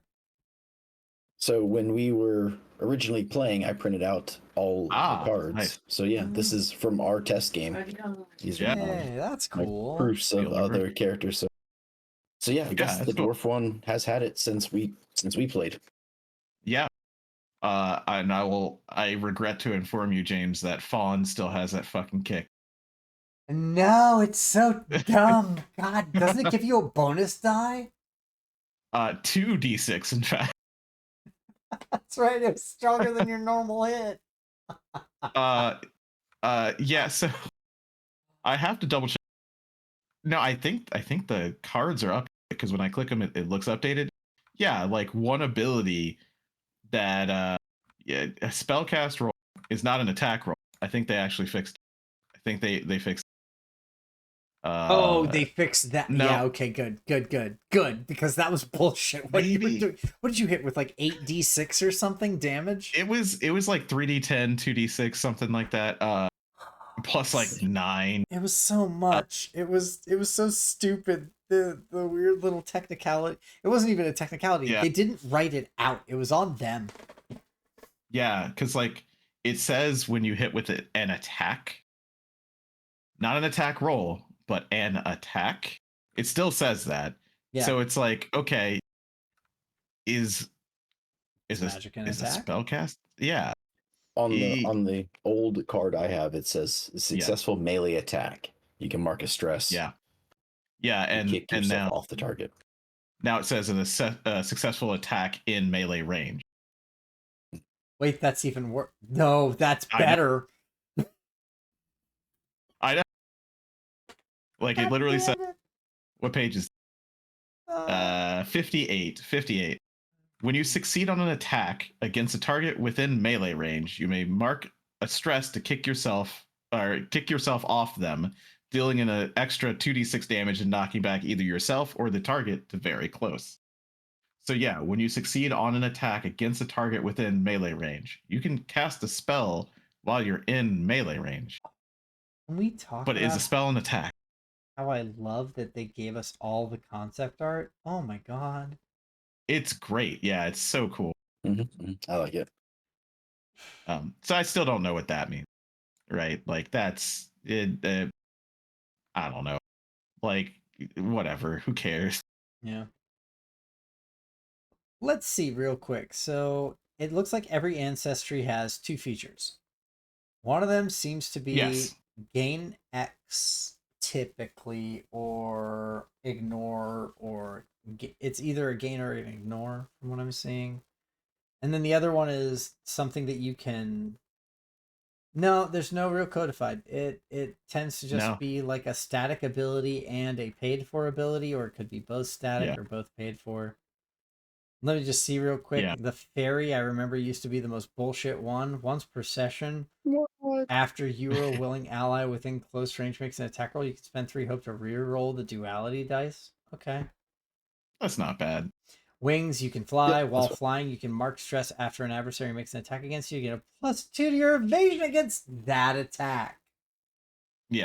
Ooh, they're just lucky and dodgy. It used to be you could fly for a stress, and your while flying evasion is increased by 1. Yeah. Oh, interesting. So now it's, flying is free, but dodging is not. Now it's shield. Sure. But yeah, it's interesting because it was in your character, Philip, the character that you made, to make sense that you would mark a stress to even start flying because you were very big. But now you can fly, period. While flying, you can mark a stress to dodge. So now flying is free, which makes it much better. But now, now it's not. It's only versus 1 attack. So that's a balance pass that I kind of like, especially in the narrative-driven game. Yeah. Well, and also, it was always one of those things where it was like, you can fly, and I think we at the time were like, what the hell does that mean? Yeah. That's fully narrative flavor anyway. Flying doesn't do anything for you on the battlefield. Things are still going to be in a range band of you one way or the other. Yeah. And there's no real up. Yeah, there's no up here. No uppies. So no uppies. Yeah, and the rest of them look similar to what I remember. Yeah. I mean, they had a pretty good thing going the last time we looked at this anyway. So I'm pretty excited about it. It looks pretty good. All the things are I can't believe they still have that kick basically 1-for-1. How fucking dare you? Yeah. Like if you rule that it's an attack, then it's only good for melee, which is fine because melee I think typically is lower damage. But like the thing that was really dumb, really dumb, is that I could use it on power push, make a spellcast roll, which is that an attack? Probably not, but whatever. Against a target in melee range. So you're already in melee range because the thing that it does is it pushes them to far. Right? And then it does a d10 +2 using your proficiency. So that would go up, right? So yeah, I was level 2 and it was 3d10 plus 4 plus a d6 or 2d6, sorry, with the kick. Yeah. Like, that's dumb. You should not be able to do that. No, you shouldn't. Not It at all. was really stupid, and the fact that you had to charge with it too was really obnoxious to me personally. Yeah, it was. I did appreciate the how whole leaf you thing, yeah. actually did an attack with all of that stuff, because we did want to see what it did, and it turned out what it did was turn something into pulp. God, did it. But yeah, Because so you had that ring, it's right? The ring also did something. what was that thing? You had Like like a a ring spell of ring or force. something. Yeah. I don't know. Yeah, it was the Book of Ava was the attack, and then there's the shield.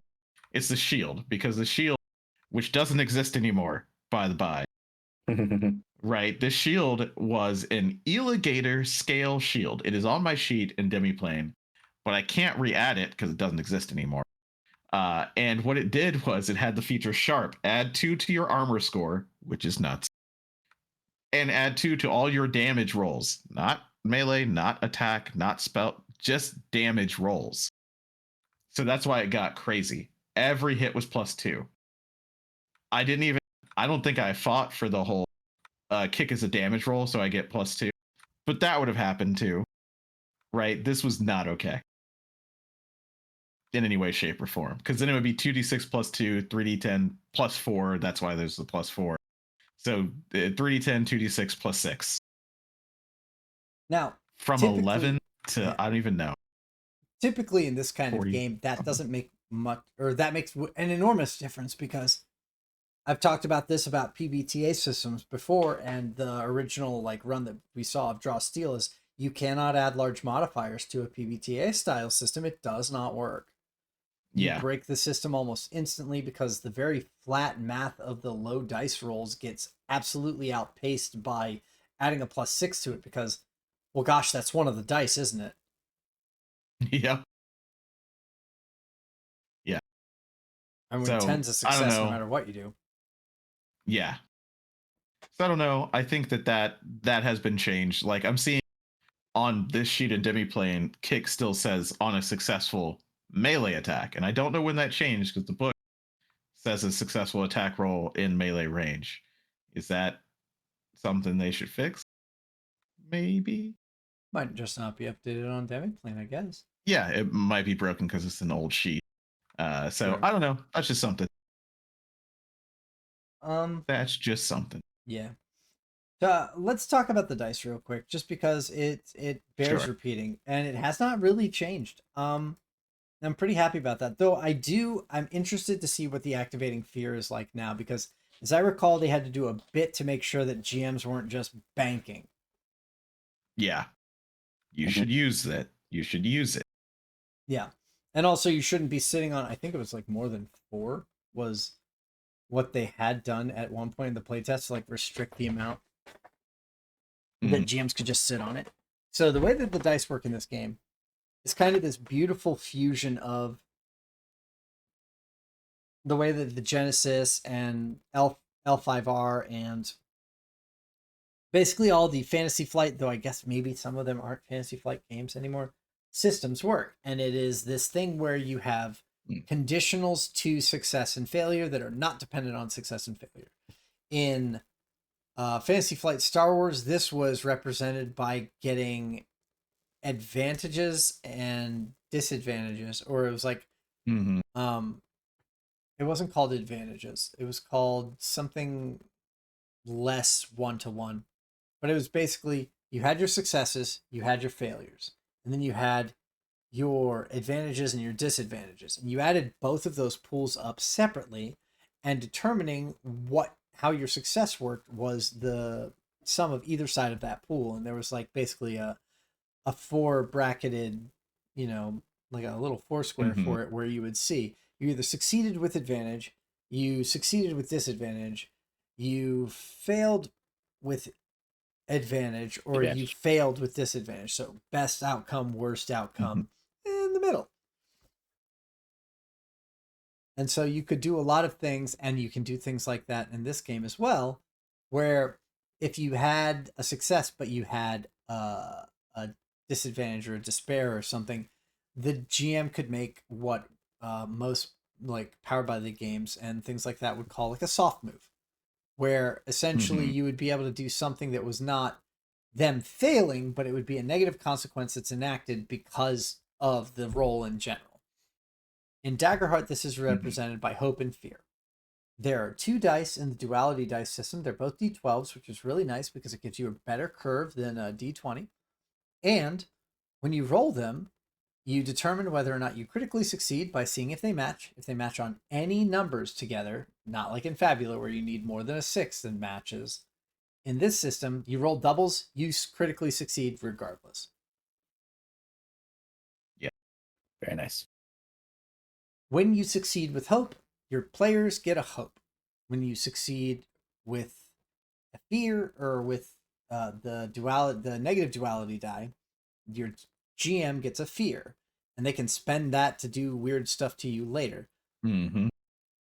One of the nice things about this system is that it makes it, because I was listening to Knights of the Last Call before, and also I've agreed with this as someone who has run in and played in these kinds of systems before. Sometimes you just don't have something to spend it on. Your player will succeed fabulously, but they'll get like 3 disadvantages, and you're just like, I don't really see a way to spend the disadvantages for this roll. But in Daggerheart, you just bank that fear for when it feels like a good time to spend it.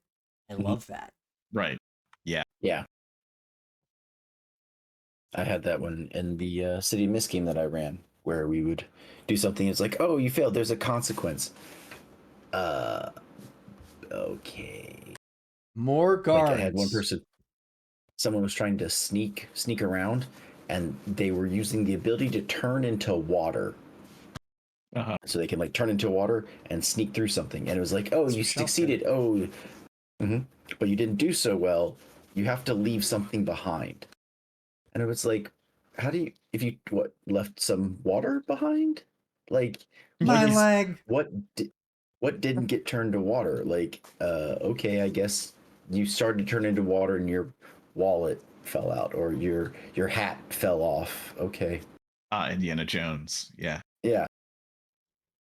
And so it's like, okay, that's a really weird way to throw in a curve because you didn't do so well. Mm-hmm.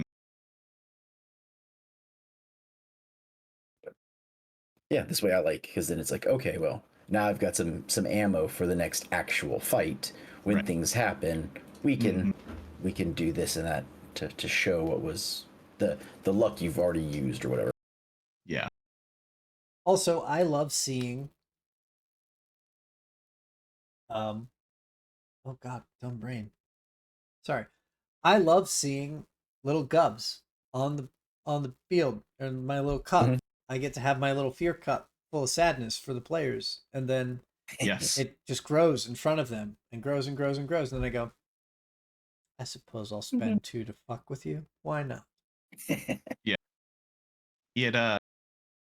It is taking that adversarial old school D&D style, which I do not like, and turning it into a fun tension building type system. It's not like I can't use this to really, really, really just, destroy everybody here. I can use this to take control of the narrative, to challenge you, to push you, but I still have a disadvantage because I'm still rolling a d20 and you're still rolling 2d12, right? So it really codifies it in a way that isn't annoying, because I really hate that old style where it's like, oh, I have my wins and your wins. It can work with a group of friends who are very into that sort of thing, but like to a new table with new people, I don't want to bring that type of chaos. I just don't want to do that. So this is very cool, and it gives a new GM tools that are literally built in for them to go, no, I take control of this narrative. I do a thing, or I make it harder for you. You know what I mean? It's great. Yeah. And the players know that there is a limit to it. Yes. They can see we've had some fears. You've got 3, 5, whatever pips in your cup. Max Okay. is 12. No, well, yes, I meant I wasn't was saying listening to you too. I was just finally finding the fear page on the PDF. Oh, okay, yeah. Gotcha, yeah. But yeah, a player can see like, okay, he's got 3 left. We know he can mess with us, but he's using 2 of them. Okay, it's a pain. You can only got 1. Okay, now. And it Yeah. sort of reinforces that it's fair, it's balanced, it's a chance to even the field. You're not gonna be just like constantly like thrown against a wall forever. Yeah. And I do like that it is more codified now. Just it's been more fleshed out. It explains, there's a whole explanation. Fear is on in the PDF page 152 or 154 or yeah. And it goes gaining, tracking, spending, and then it tells you what you can use it for. Like something that I think I used once or twice is you can interrupt the players to make a move.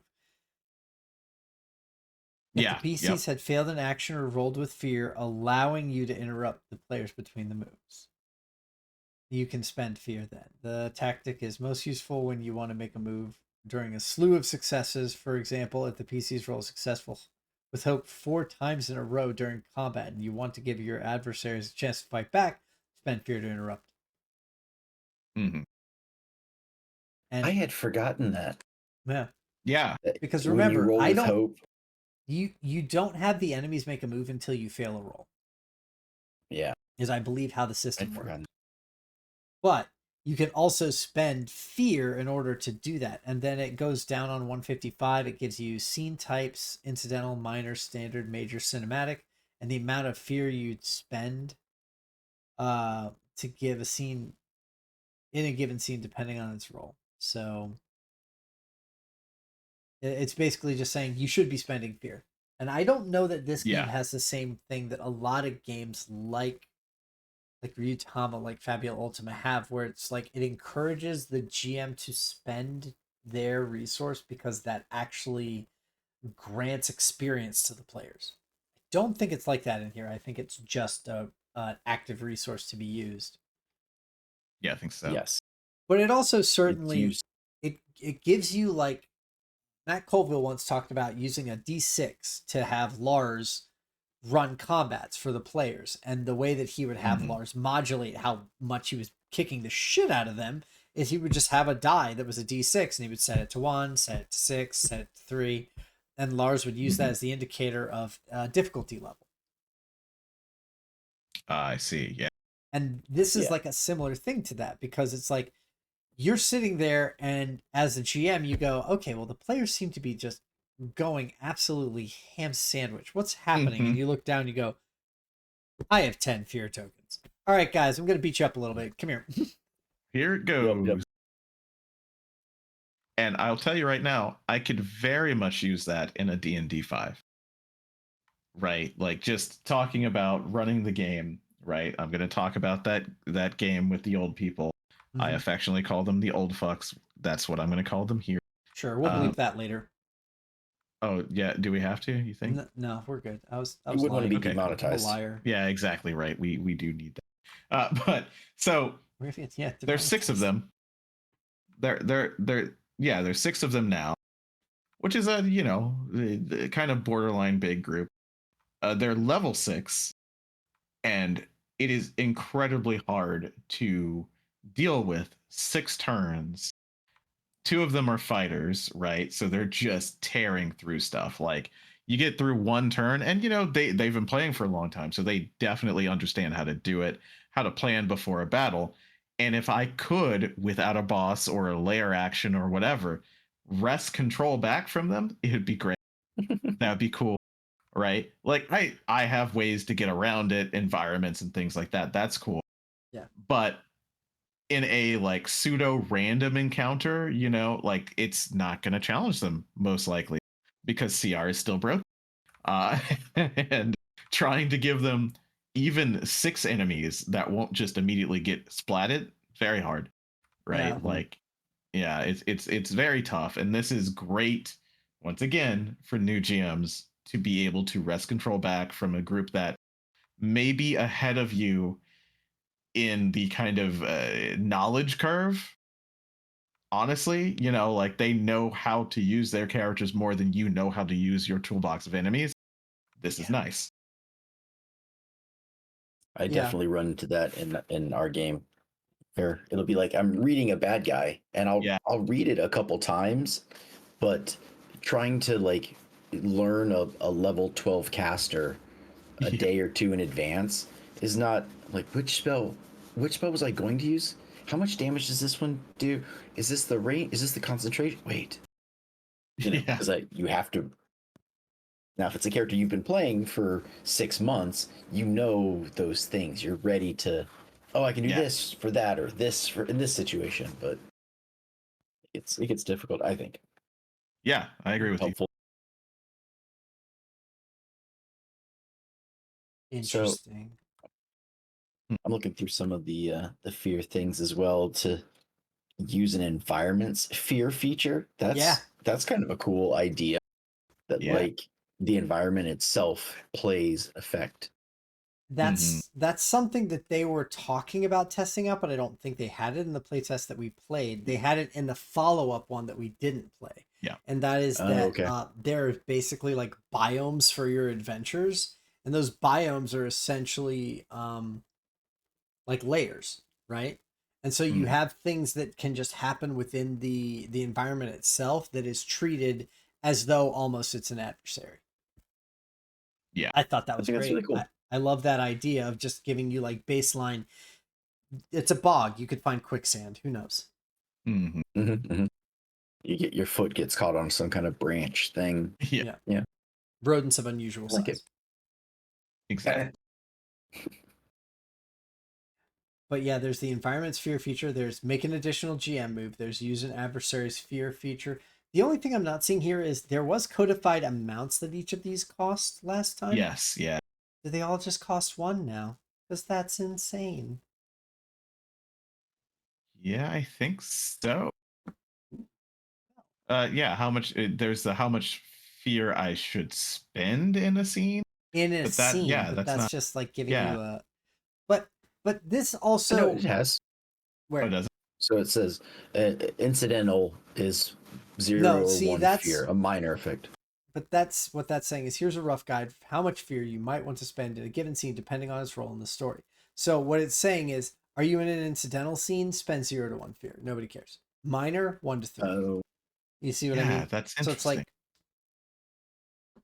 but I'm sure it's in here somewhere. I just don't see it, or it is literally you spend off year every time, and that makes sense because it used to be like you had to really pay out the nose for things, as I recall. Like to interrupt you guys, I think I had to spend like 2 or 3. Yeah, you did have to spend more than 1. I do remember that. And I kind of like it this way. Yeah, because even in the examples, I might just not be reading fully. I think it's true because they're talking about improvised fear moves, and the example 4, so this is page 156. Example 4, second paragraph. Stella has 10 fear in her pool. She's got to spend it. Decides to spend 3 to start the battle off strong. There are 2 ribbit bandits and a group of 5 bandit minions. So she uses her move to spotlight the first one, right? Make it its turn. Then she spends a fear to spotlight the second bandit, right? So she used her move to make 1 move. She used a fear to make a second move, right?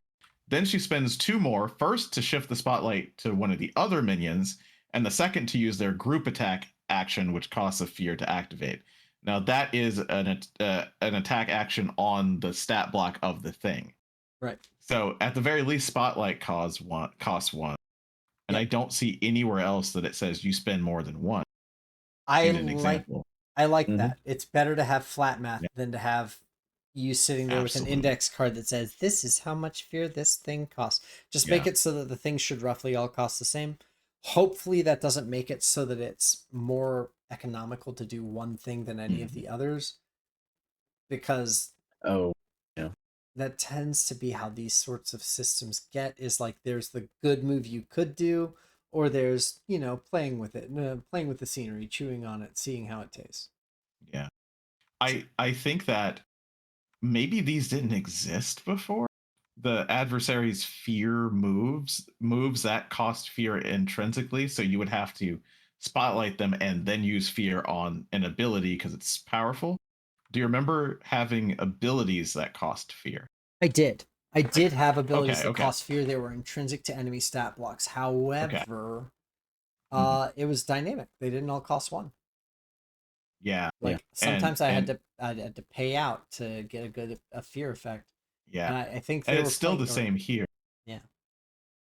And I would guess that they're like, we don't want to have both. Like, we don't want to have you use 2 to get the move and then 2 to use the move. Like that, 1 for everything to wrest control, 2 to spend it because it's a big move. Yeah, I mean, and I've seen this before. that's the thing is like there was points in the playtest that we ran where it was like it can be very feast or famine because the thing about this Yeah. system is the heroes winning doesn't make you increase fear. Mm-hmm. All it is hope or despairs. Or yeah, I don't know exactly what it's called per se. But it's one of those things where it's like if the lighter die comes up more than the darker die, Mm-hmm. the players just they're having a good day. And that's one of the things Yep. about the system that is supposed to be the narrative has an emotion to it or the narrative has a vision, right? It's like there's a director there outside of the GM and the players that's like, all right, today's going to be really uplifting. And then tomorrow's Yeah. going to be very sad. Mm-hmm. And so the idea that the narrative does not just depend on the GM doing a vibe check constantly. It's like, no, you've got 10 fear and they've got 2 hope. They're at a disadvantage right now mechanically, which should translate into narratively. And I think Which I like, but I like that. I think it can be a challenge for newer, GMs to be like, well, how do I represent that narratively? well, and I think that's where I like, rather than having a flashcard that says, for 1 fear, you can. For 2 fear, you can. For calling out the entire combat, press 3 fear. It's like, instead of all that, it's just going to be, you may spend 1 fear to blah, blah, blah, blah, blah. Yeah. It's just, I mean, I said it in a very bombastic way, one way that rather than the other. But it is easier than spend 1 fear for this, spend 2 fear for this, spend 3 fear for this. Maybe if you're just feeling froggy, spend 4 fear for this. And it's spend 1 fear. You can do the following things. Yeah, I like it. Yeah, I do too. I think if that is in fact how this works now, because again, we've seen this PDF for exactly 3 hours. Please have mercy on our souls. Yeah. If this is in fact how fear works now, I like it more. I don't mind having like multiple fear spent. But I mean, it's nice to have it be the number of gubs that I have in my little fear bowl is the number of things I can do. It makes more sense to me in in the idea of a non-math brain player to be like, oh, okay, I can do 10 hideous things to my players. Rather than being like, all right, I have 10. What does that translate to number of things I can do? It costs 4 to pull initiative. It costs 3 to do an extra attack. If I want to use this thing's special power, that's 2. Unless I want to do a team attack with the enemies, then it's 6. Then I'm playing Magic the Gathering and trying to figure out how I tap my lands. Yeah. And all the I while have you're trouble doing with this, all. the players are just sitting, staring, waiting. Yeah. Are you gonna do something? Give me a second. I do this. I gotta figure out how these guys are gonna attack you. I have 7. Can't do 3 and 2 because then I won't be able to do another 3. Shit. So anyway, yesterday at work I was. Yeah. And then the players just typically start And their then own they're little gone. side talking. Yep. Yep. Yeah. But yeah, so a lot of stuff seems like it still is basically on the up and up. I would guess it's mostly just that all of the classes are completely gutted and changed. Yeah. I feel like a couple of these things have changed. Um, one of the things that I definitely wanted to call out because I it was interesting, right? I'm looking at Rogue. Rogue is page 42. Funny. Yep. There's the subclass. Well, I guess we could talk about that, Yeah, right? let's talk Like, about so it. you Let's have your go ahead. classes. Let's dig into some characters for a little bit. I'm not Sure. going to keep us here for our normal duration. No, we'll just talk about this a little bit. So I'll just talk about it in Rogue, Fuck you. right? So How dare you? just Rogue, right? I mean, we could talk about a couple of them. I just know Rogue is different, Okay, go ahead. right? I don't Please, know by about all any of the means. other ones. So Rogue, a class gets domains. So your cards are separated into domains, right? Rogue has Midnight and Grace. That means you can use those abilities, blah, blah, blah. Starting evasion, starting hit points, right? Cool, whatever. Hope feature, because we were talking about now everybody has a hope feature. I don't know, Philip, did you have a hope feature with your cards? Because you have, yeah. This is almost 'Cause you certainly were, new. I do believe yeah, this I'm is new pretty to the sure. book based on everybody that I was hearing. Yeah. So as you're looking at that, Rogue's hope feature is Rogue's dodge. Spend 3 hope to gain a +2 bonus to your evasion until the next time an attack succeeds against you. Otherwise, it lasts until your next rest. Okay, cool. So every What? class is going to have a hope feature. Yeah. Sorry, I Just do shouted too it. loud. I hope I didn't wake up Tiki. Yeah, it's like, so you have +2 evasion until someone hits you or you go to sleep. Well, actually rest. No, it's still long rest, short rest in this one, not like fabulous. So that's cool.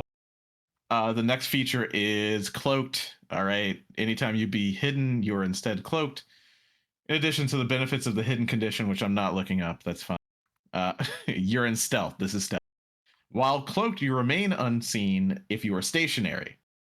When an adversary moves to where they would normally see you, after you make an attack or end a move within line of sight of an adversary, you are no longer cloaked. So if you stay still, they can't see you. You are a Drax. So slow when eating those pretzels. Exactly, right? That's very cool. Then you get sneak attack when you succeed on an attack while cloaked or while an ally is within melee range of your target.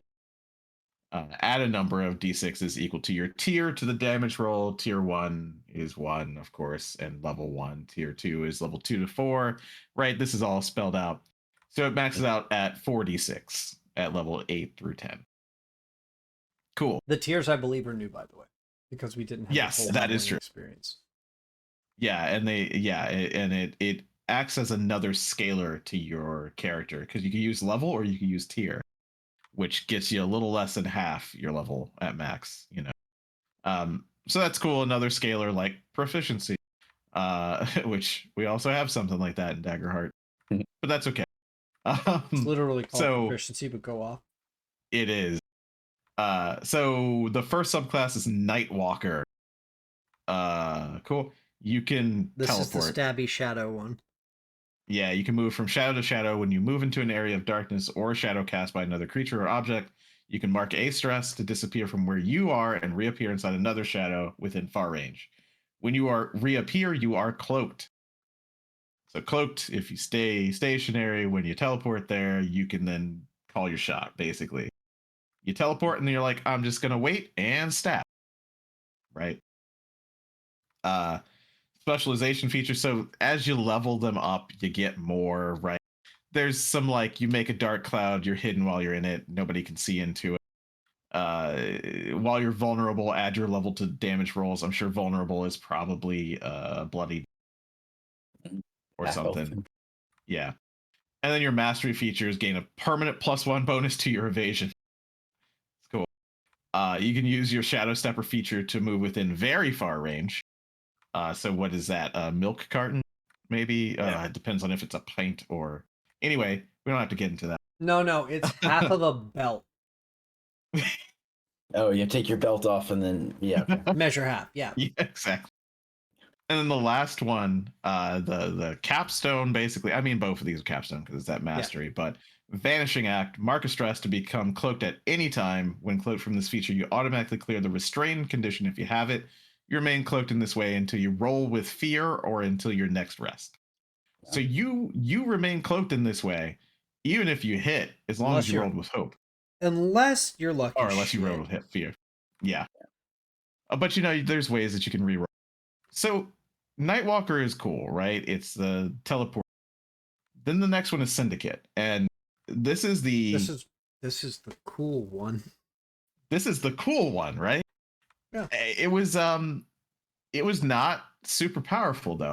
I mean, it could be, but there's a little bit of a difference here in that. So the first one still is the same. Your first foundation feature is well connected. When you arrive in a prominent town or environment, you know somebody who calls this place home.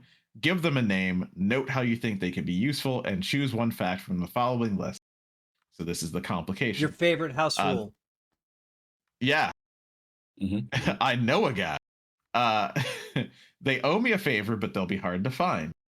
They're going to ask for something in exchange, or they're always in a great deal of trouble, or we used to be together. It's a long story. Or we didn't part on great terms. That's cool. Contact can do some cool stuff. It's great with you and the GM. It's not teleporting to the shadows, but that's okay. Like this could be roll equally on the as Han Solo table. How much does this person hate you that you knew, but is still willing to help you Yes. because you're somehow charming? Yeah. I think here's where it starts to get more juicy. Fucking like contacts sick as hell. everywhere. Yeah, what was that? I was saying fucking sick as hell, you mean? Please continue. Yeah, absolutely. So once per session, you can briefly call on a shady contact, choose one of the following benefits, and describe what brought them here to help you in this moment. They provide one handful of gold, a unique tool, or a mundane object that the situation requires. That's cool. Handfuls are how we do gold in this game. Mm-hmm. It's cool. I didn't want to count numbers. I didn't want to give you 1575 gold pieces anyway. Or sorry, 1575 silver pieces, which then you have to anyway. The next thing that you could do as an option is on your next attack roll, their help provides a +3 bonus to the result or of your hope or fear die. So a +3 whenever you feel like it once per session. For one of those die rolls, and as we recall from your class, sometimes it's nice to have the fear die be higher. Yes, exactly, right? So but that's Charles, cool. These are all very noodly. I mean, that's kind of combat focused, but this is a really combat focused game. Where's the damage? Yeah, so the next time you deal damage, they snipe from the shadows, adding 2d8 to your damage roll. This is where you're gonna make That's something nice. murder shit again. Right, like that's very cool. Once per session though. So it's not quite as great as teleporting and being cloaked, right? Because then you get access to your sneak attack if you didn't already have it. But for an ambush, holy crap, that's a spicy sneak attack, right? If you use it your one time. You already and have sneak attack. Honest, that's just a rogue feature. Yep, exactly. And let's be honest, like in this game, that 2d8 is going to push you into the next threshold for this enemy, or you know what I mean? Like it can typically, yeah. So it's gonna be nice, right? That's gonna be pretty cool. And then the mastery feature is one of the ones that I was like, well, that's cool. You can use your contacts everywhere feature 3 times per session now. So yeah, that's really cool. First and foremost. Mm-hmm. And then you add these two things to the list of options, right? First one, when you mark 1 or more hit points, they can rush out to shield you, reducing the hit points marked by 1. Nice. You convert your contact into armor. Okay. Yeah. Right? Isn't that cool? that's pretty funny. And then the last one is when you make a presence roll in a conversation, they back you up. You can roll a d20 as your hope die. You can roll a d20 as your hope die. Could be real powerful. You still have your fear die. That's kind of sick, though. That is very, very sick, right? I mean, it's gonna feel like shit when you roll a 2 on it anyway, but yeah. And the rules though, if you can roll your duality dice, this is now your hope die from your duality dice, so you can re-roll that d20. Oh yeah. Wait. Technically, right? So that's cool. You might get a second chance, right? But Yeah. these are so much cooler than they were in the original. I don't even remember what they were, but they definitely weren't these. And I might be wrong. And if The I'm wrong, that's your no. fault, not mine. Wait, huh? What? Not Hold yours. on. I'm talking to the viewer. I think that's worse, probably. Oh, Sorry. okay. No, I don't care about that. But yeah, this can, is so cool. yeah, I can resolve this. Hold on. Please continue talking. Yeah. There's a okay. But yeah, so I think that that's better than it was by a lot because there are some more combat related things. It's a little less nebulous. It's more often you could use it. That's cool because I think we had mastery features, but I don't think it was this, right? So that's cool. I didn't really stop on any of them, and I didn't get as far as Wizard, the one that I played, to know what the difference was. But I'm sure their hope feature is. Are you ready? Are you ready, James? Wait, What's we whose got? hope feature? Sorry, I was looking through the old Wizard. playtest stuff. It's page 50. You don't have to go to it, but Wizard, their hope feature is not this time. Spend 3 hope and force an adversary within far range to re-roll an attack or damage roll. Nice. Hello, silvery barbs, but not really. Not as bad. Not as horrible. Why would they encourage this? I knew you would love that one. Silvery Barbs is the dumbest, Hey, it's 3 hope. level 1 spell ever. And it's 3 I'm hope. Tired, but I can't stress how much I hate it. Yeah, it's 3 hope. You're not going to do that. 3 hope costs a bit. I forget. Also, didn't you all like you gained hope individually, or was it in a pool? I think there was in a pool, right? Individually. Oh, man. Yeah. Well, I mean, you gained it yourselves, but weren't you able to spend from other people too, or no? You could spend to help other people, yes. Oh, okay. One of the uses of hope was to spend to help someone do a thing. Right, yeah. And that's still there. Yeah, that's still there. I remember one of my roles, I wanted to do something, but I didn't have enough hope. And I was like, this would be the perfect time. I can't remember exactly what it was. Yeah. Just remember thinking like, if I had one more hope, this would be the perfect time to use this ability. That's right. Yeah, because you know what? That's a shame. Because you tend to get screwed. Our cameras are down. Philip. Oh, are they down? Sorry. Oh, no. It's because I had something up over them. That's on me. Oh, yeah. I had opened something up. Yeah, Philip, you tend to get screwed over by these kinds of things. You know, it's all random, and I think that I just have a negative affinity to the like build up process. Like when I can use things that you build up to, I never get them at the right intervals, and when I don't have anything that'll go, I get them by the truckload. Yeah. Yep, exactly, right. Then there's of course Michelle, who if we ever wanted to play Daggerheart again would just ask that I make a pun inclusion rule. Yep. Of course. For sure. It should be amazing. Love puns. Yeah, it's I haven't, like I said, I haven't looked at the difference between the classes, but like the hope feature alone that they've added is just game changing, honestly. Like that wizard one, like you're building up hope, you don't have any hope abilities, but hey, I don't want my friend to be hit, or I don't want them to be hit that hard.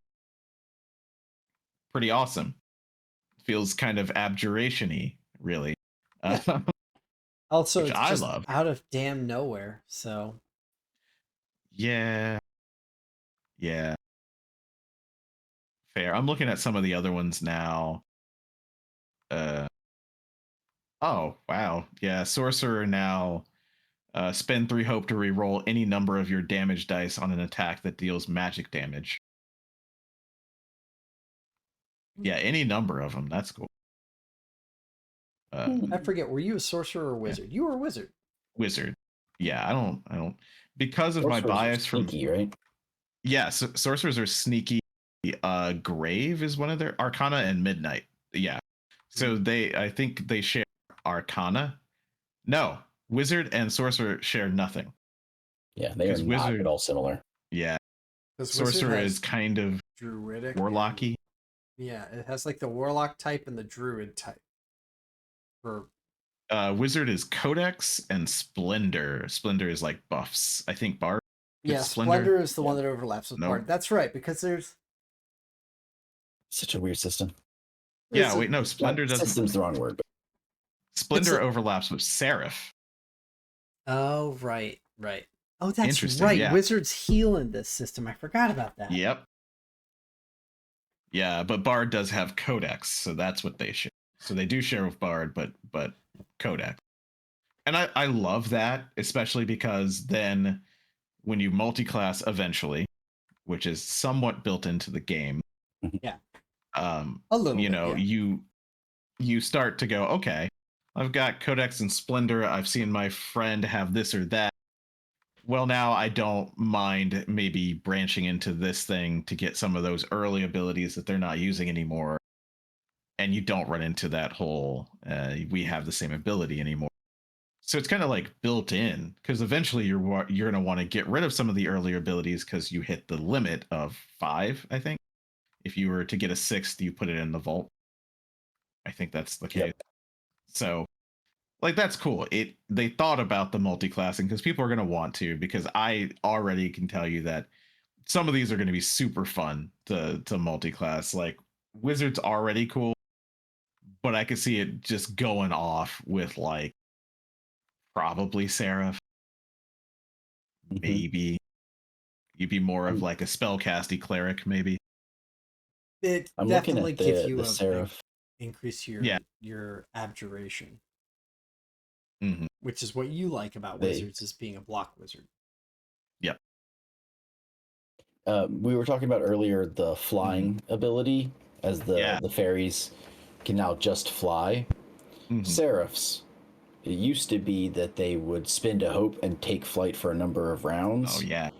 While flying, your weapons deal an extra 1d8 damage, and you can spend additional hope to pick up and carry another creature. Now, it's just Wings of Light. You can fly. And when flying, you can do the following. Mark a stress to pick up another willing creature, or spend a hope and deal an extra 1d8 damage. Cool. So it gives you access to that fly. Yeah, so you can fly forever. Before it was, once you spend the hope, all of your flying attacks deal an extra 1d8. Now it's it's a hope each time you want the 1d8. So that's interesting. I guess they thought the flying people wanted to fly more.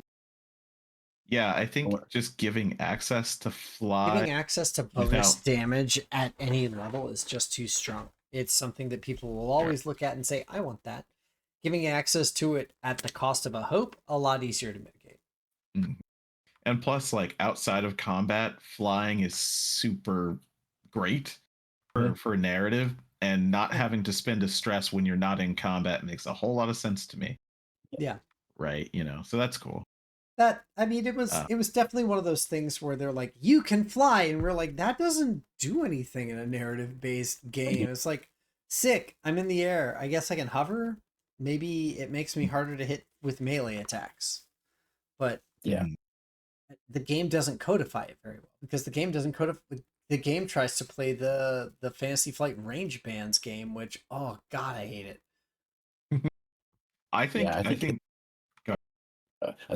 think it's more just narration at this point. Yeah. If you want to fly and like, oh, I want to track someone through the air, or I'm going to fly up to this tree or this cliff or whatever. And it's like, okay, give them that ability, able to explain their surroundings better, or let them get a bird's eye view, because then everybody gets to hear what they're seeing. It's not like the GM's just going to be like, let me whisper because you're flying. Yeah, and I would definitely make one of my experiences about being able to fly well, because then you also have a bonus when you can work that into the narrative. Like, climbing? Nah, I'm just going to fly up. Well, it's high wind. Well, I've got an experience in it, so let's go. That's cool. That's fun play, right? Because otherwise it's like, well, I still got to spend the stress. Will I want to pin of stress all the time. Should I make that one of my experiences? Maybe, maybe not. Now, it makes sense to just do it. And that gives you a cool, like, like if one of your experiences with the flying tank was, being able to, I don't know what, some sort of aerial maneuver, right? That would be hilarious. Yeah. Yeah. Um, I but yeah, so that's cool. I want to point out something else. Mm-hmm. Yeah. Is it in here? I had a question. Yeah, go ahead. Since we're sort of talking about classes. Yeah. We're talking about whatever. How do you two feel about the domains in the sense of the sort of the reimagining of these classes? Because like when I first read it, I was way against it. I was like, wait, a sorcerer is just a rogue? Like that doesn't make any sense. Wait, a bard is a wizard? What? And I was very much, and some of the spells have changed, I'm sure. So this was early hot takes, but yeah, I didn't disagree, I think, then, because like looking at Bard, like right now, just because you just mentioned it, domains are Grace and Codex. Codex is the same as Wizard, which is, and I love the way that, what was that? It's like arcane-ish. Yeah. They're books. Arcane And one. and books have multiple abilities. So when you say you have the Book of Ava, which I did, it gives me 3 different abilities. For everyone else, like Grace Domain, if you pick a thing, you have a thing, which is very cool when you think about, okay, so the books are very thematic as well. So you'd have to figure out which one you want, and then wizards and bards having codex makes them want to shift in and out their cards a little bit more than most people, which gives them that kind of prepared caster feel, the prep time feel, where it's like, I'm going to recall my Book of Korvax because I don't think I need levitation right now. Which is make a spellcast roll to temporarily lift a target you can see up into the air, move them within close range of their original position. Range bands, but that's fine. And some of these abilities are spend a hope to do things, right? Or spend 2 hope to do things. So it gives you this feel of a wizard with multiple books that you're flipping through and doing stuff. That's cool. Yeah. But yeah, Grace Domain. What was that? No, I was saying I was agreeing. Oh, okay. But yeah, Grace Domain is like deceiving, tricking, inspiring, invisibility. So it kind of makes a lot of sense for Bard. So it's like, I don't know. I agreed with you because when I looked at Wizard and saw Splendor, I'm like, why? What?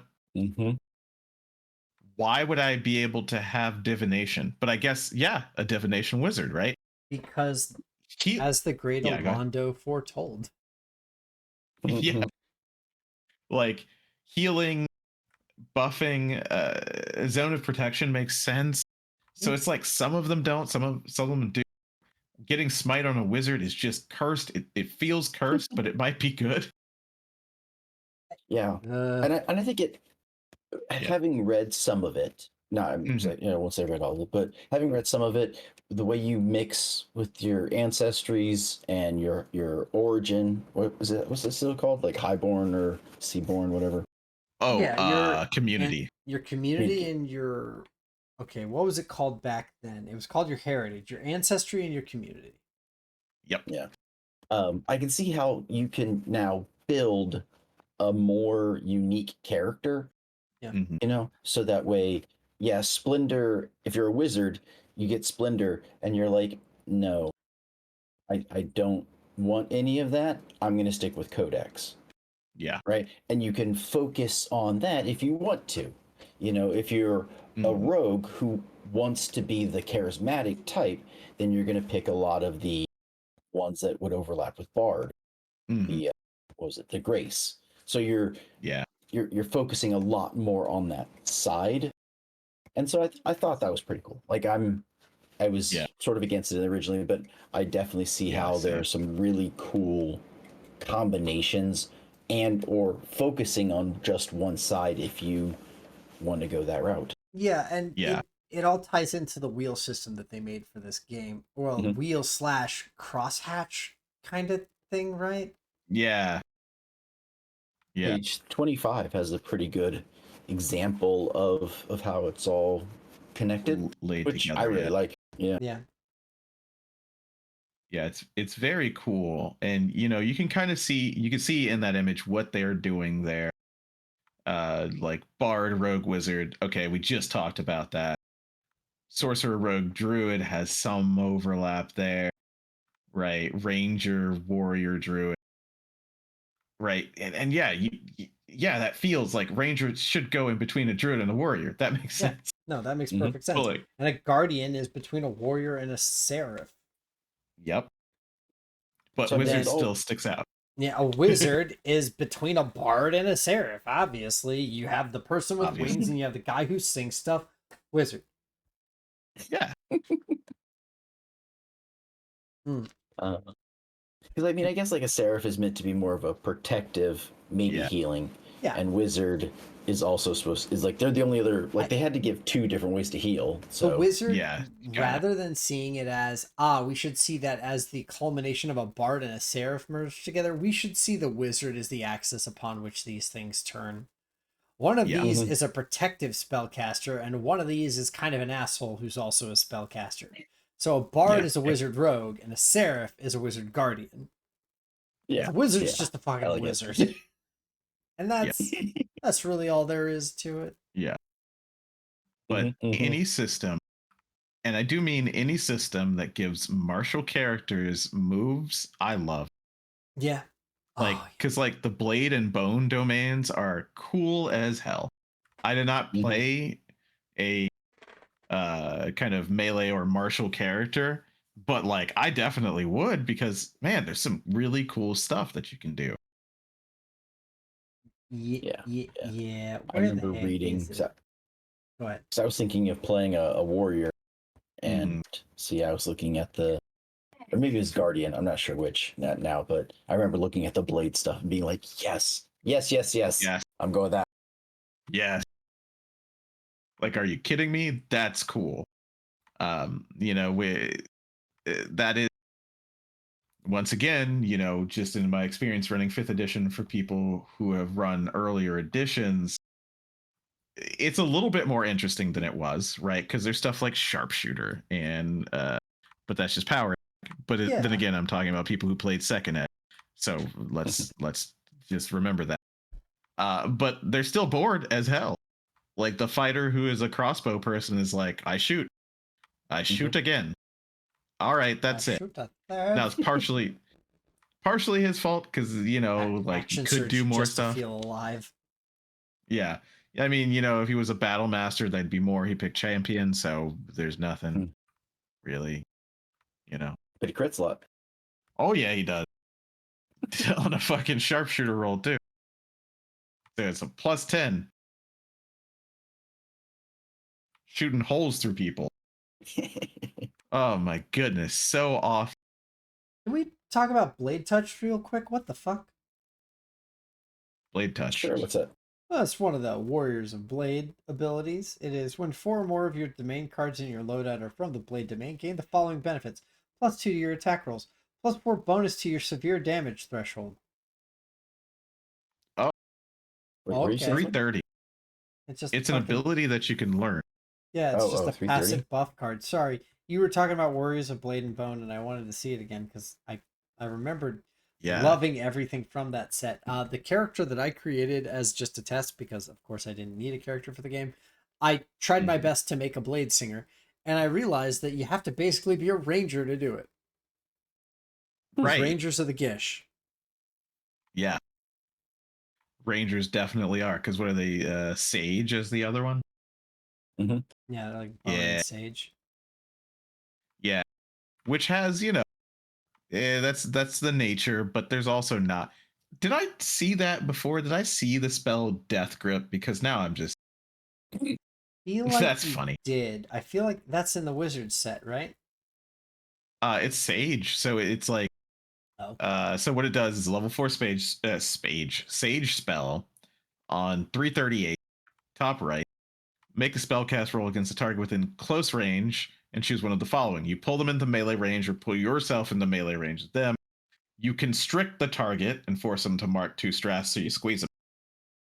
Or all adversaries between you and the target must succeed on a reaction roll or be hit by vines, taking 3d6 plus 2 physical damage. I say like Death Grip is just funny because of WoW. Yeah, I mean But it's they basically talk just about Death Knight spell. yeah, they talk about re-skinning these things. That's one of the things that they talk about. Like, well, if you don't want to be a more naturey ranger, you could turn this into something else, right? Like that's some sort of I don't know, darts, shurikens. Who cares? But immediately, what I see here is a Jedi. Mm. In fact, a Sith pulling people, force gripping them, lightning, because all adversaries between you and the target must succeed a reaction roll. That's pretty cool. Yeah.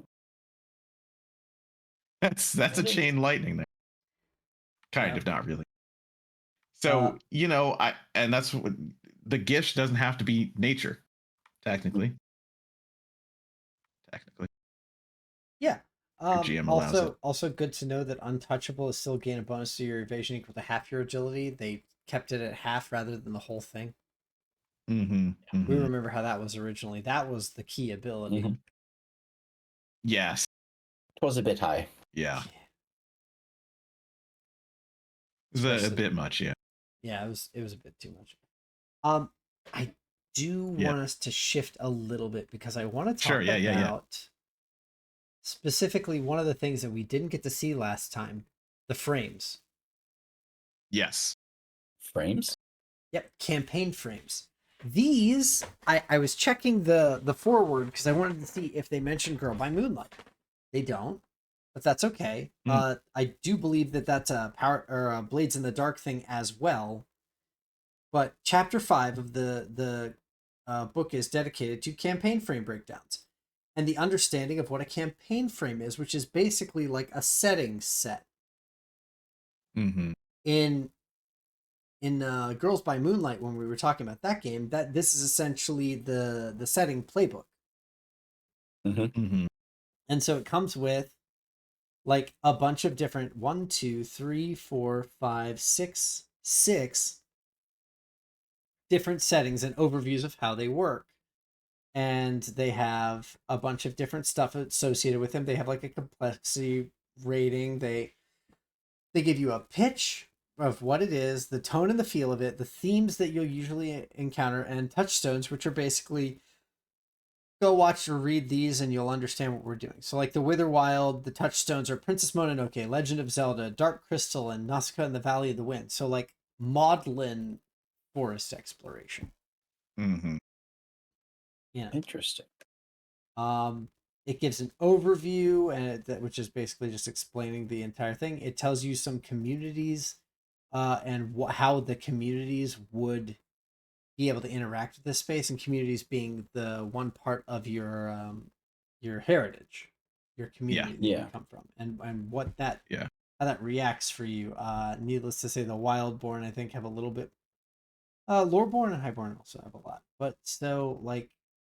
It gives you your ancestries, like, so, tips and tricks for the GM. Here's how you can incorporate the types of characters that your players are playing easily. And then it gives classes. It says specific things about specific classes. Yeah. So, like, if you're a syndicate rogue for Witherwind, the Haven Army sends spies into place. Communities to gain information on planned attacks and manipulate public perception. When selecting Syndicate Rogue subclass, players should consider how their character might be connected to or impacted by these covert operations. So, like, it gives a bunch of here's a neat little twist if you're this or that.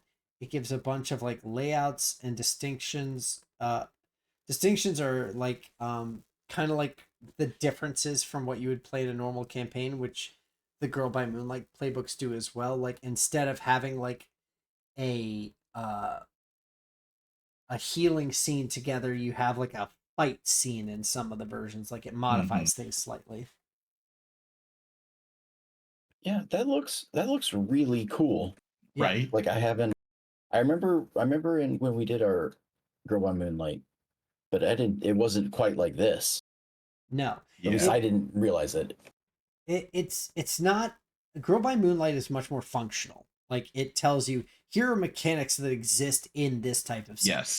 This is saying, hey, here are a bunch of things, and then it gives you like in this one of them is in fact campaign mechanics, but it's like Mhm. 3 paragraphs, and basically it says adversaries and environments in the Wither Wild can gain an additional type called Withered. When an adversary is withered, describe how the Wither Wild changed or impacted them. So basically, how did you become blighted? Um, Mhm. you also need about 20 Wither tokens. Anytime a PC takes severe damage from a withered adversary, gain a Wither token, place it on the PC's character sheet. Uh, when you do, PC must roll a fear die. If they roll equal to or below the number of Wither tokens on them, they gain a scar and clear all tokens, describing how the Mhm. Wither Wild changed them. So it's basically you mutate the more you're here, and it gives you That's really cool. a cute little mechanic for that. So that's cool. Like it gives you Yeah. little mini games to play, and this is the kind of shit that I grok whenever I'm running anything. Like I want a mini game Yeah. because when Mhm. you get Right. you make it important that you're in a particular place when you give a mini game to it. Like the last Act Inc. game that I ran, I had a bunch of food that was fighting them, but the food, once they killed it, became basically a food token that I then handed to the player, and they could spend that to heal themselves or an ally, because I basically was throwing extra fight at them. But I wanted them, it was supposed to be a feast that they were fighting at, so I wanted to give it like a sub theme of as you're fighting, you're feasting. Speaking of which, Mm. one of these campaign frames is Beast Feast, and from everything that I'm seeing, it's just delicious in dungeon. Nice. Nice. Tone and Yep. feel: absurd, comedic, creepy, fun, lighthearted, silly. That's cool. Yeah. Touchstones, delicious in dungeon. Yep. And Monster Hunter World and Makes One Piece all make perfect Nice. sense. That's it. That's our Yeah. next one. That's our one shot right there. Yeah. Yeah. Hey, Yeah. hell yeah, like, man. seriously. That sounds amazing. Complexity rating 2. It's got the whole overview for it. And let's see the campaign mechanic. Up Beast Feast starting equipment. The following mechanics are unique to this campaign. As everyday heroes with no access to standard weapons, PCs must choose their tier 1 starting equipment from the following tables instead of the equipment tables in chapter 2. You get a Nice. cleaver, sharpened Yeah. rake, butcher's axe, iron skillet, pitchfork, sledgehammer. So Oh you my get a goodness. bunch of garbage Rolling things. Your pin. yeah, your primary magic weapons are just different. What? Firework launcher? What? Cumbersome. You get -1 finesse for that shit. Stop shooting fireworks. What are you, a child? No, but there's a crop scythe, so I've already found my weapon. Thank you. Oh, there you go.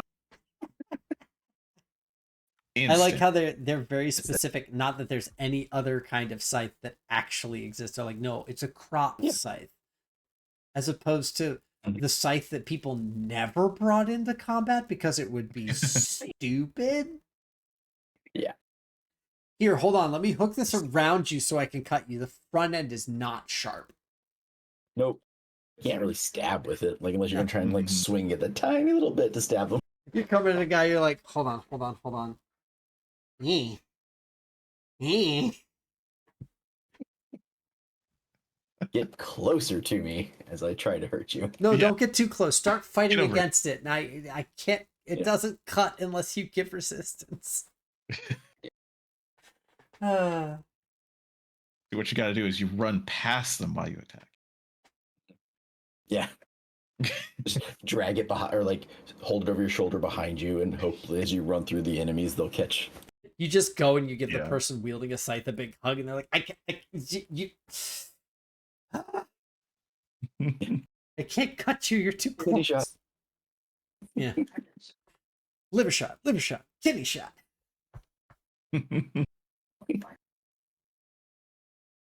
Yeah, so Yeah, like that's really cool. this does seem very cool. Like this was the thing that they were talking about being very excited about, and I was excited about seeing these, but we didn't.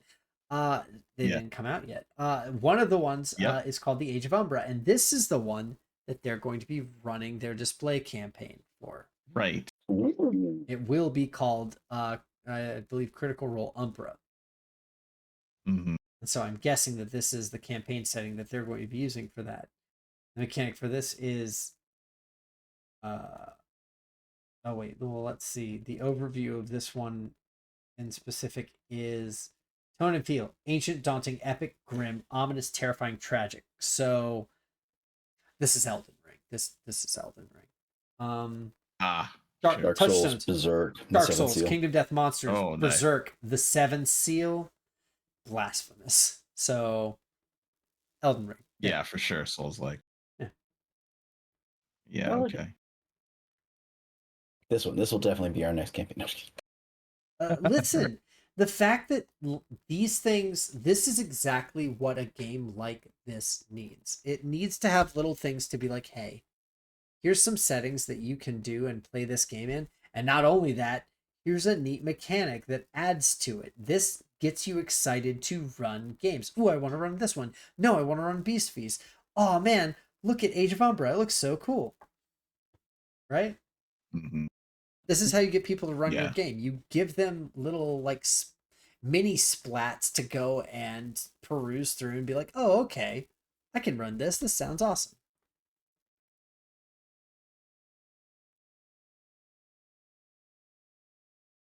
But yeah. just wow. When I was first starting reading about D&D and other tabletop games, I stumbled across a lot of White Wolf like modules. Yeah. And it's story. It's like, hey, Yeah. here's for like say for vampires, hey, here's this like clan, or for mage, it was like, hey, here's this coven. And I used to read that and go, okay, what are their stats? How much health? What spell do I get from this? Right. What do I? And it just never really clicked. I was trying to see, I need you to tell me X so that I can copy X down so I can do. And it's like, no, it's a story. Here is this, like, learn this so that you can, or not learn it, like, it's not like a textbook, but just like sort of read it so you have ideas for how you want a character to be. And I think that it is becoming more prevalent, and this I think helps with that, so that the person running it sort of gets a feel for it. The players, when they're playing this, have a feel for what kind of a city they want to have, what their community represents to them. So it's not purely stat based, which I think is amazing, but it took me a long time to learn that. Yeah. Well, I mean, not only that, but that's honestly the new Vampire the Masquerade does that too. It's like it's not a game book as much as it's here's a novel that we kind of put stat sheets into every so often, or at least abilities that you can pick. Mm-hmm. And it's a way to play your character to make it more connected to you, not a way to make it more of a stat block. Like, your character isn't just a number, it's supposed to be an idea that you want to act out, or play and bring to the table something new.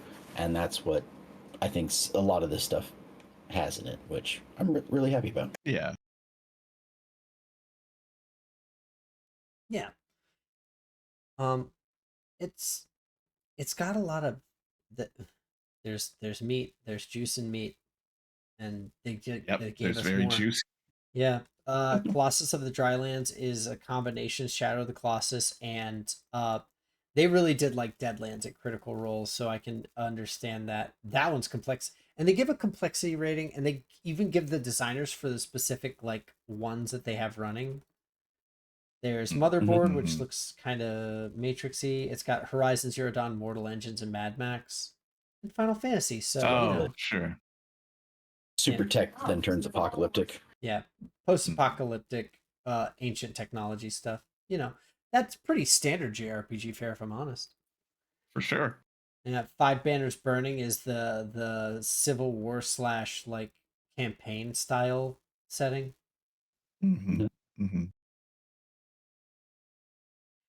Friends at the Tables, Yeah. Partisan. What a fucking pull. What? Touchstones, song for Five Banners Burning, which is long brewing tensions between rival nations boil over, threatening all-out war. That one has Touchstones, A Song of Fire and Ice, Avatar: The Last Airbender, Babylon 5, Friends at the Tables, Partisan. Okay. Which I think is that one of the Friends at the Tables campaigns, which I think is cool if it is. Born to the Blade, which is the campaign setting for Blades in the Dark, I want to say. Yeah. Court of Court of Blades, Dragon Age Inquisition, Eberron, Rising from the Last War. Aw, that's cool.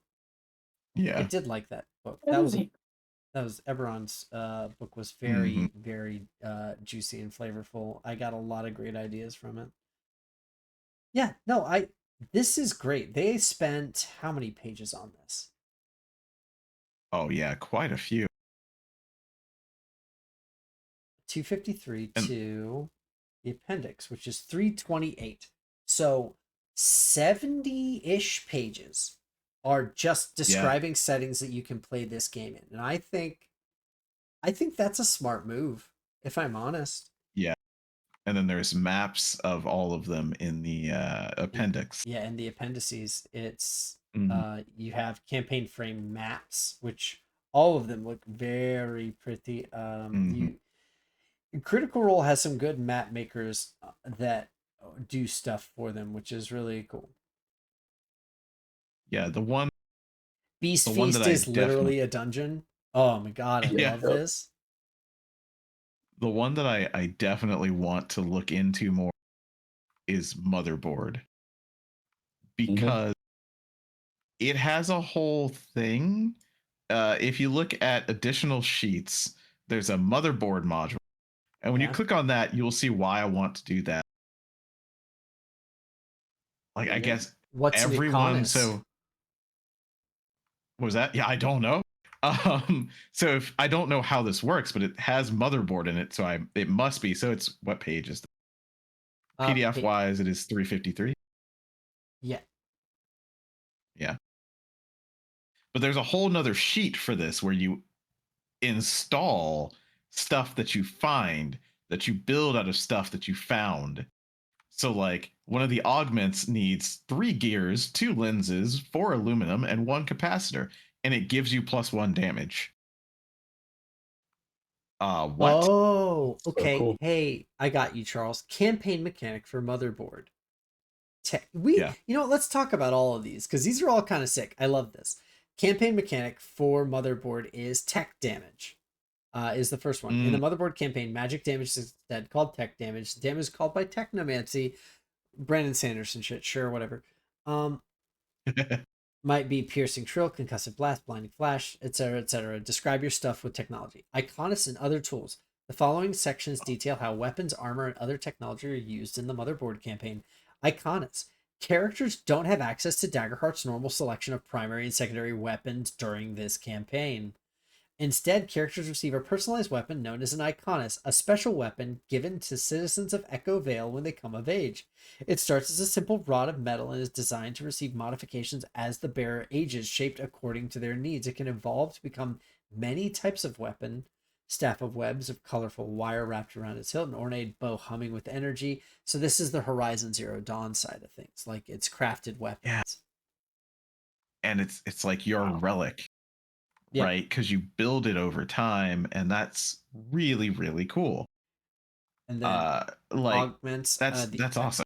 Yeah, augments. The Iconius allow PCs to install augments. A character's Iconis starts with 2 augment slots at tier 1. Yeah, so you trick out your thing. Mm-hmm. Mm-hmm. And some of them are very expensive, and so you would just be gathering and gathering to get more. Yeah. Cool. Crafting and trading. I don't. Yeah, these are all campaign mechanics. Good lord, the campaign mechanics for this. Wow. Okay, so Motherboard's campaign mechanics are thick. Yeah, and I think that's why at the beginning it has 3 pips in complexity rating.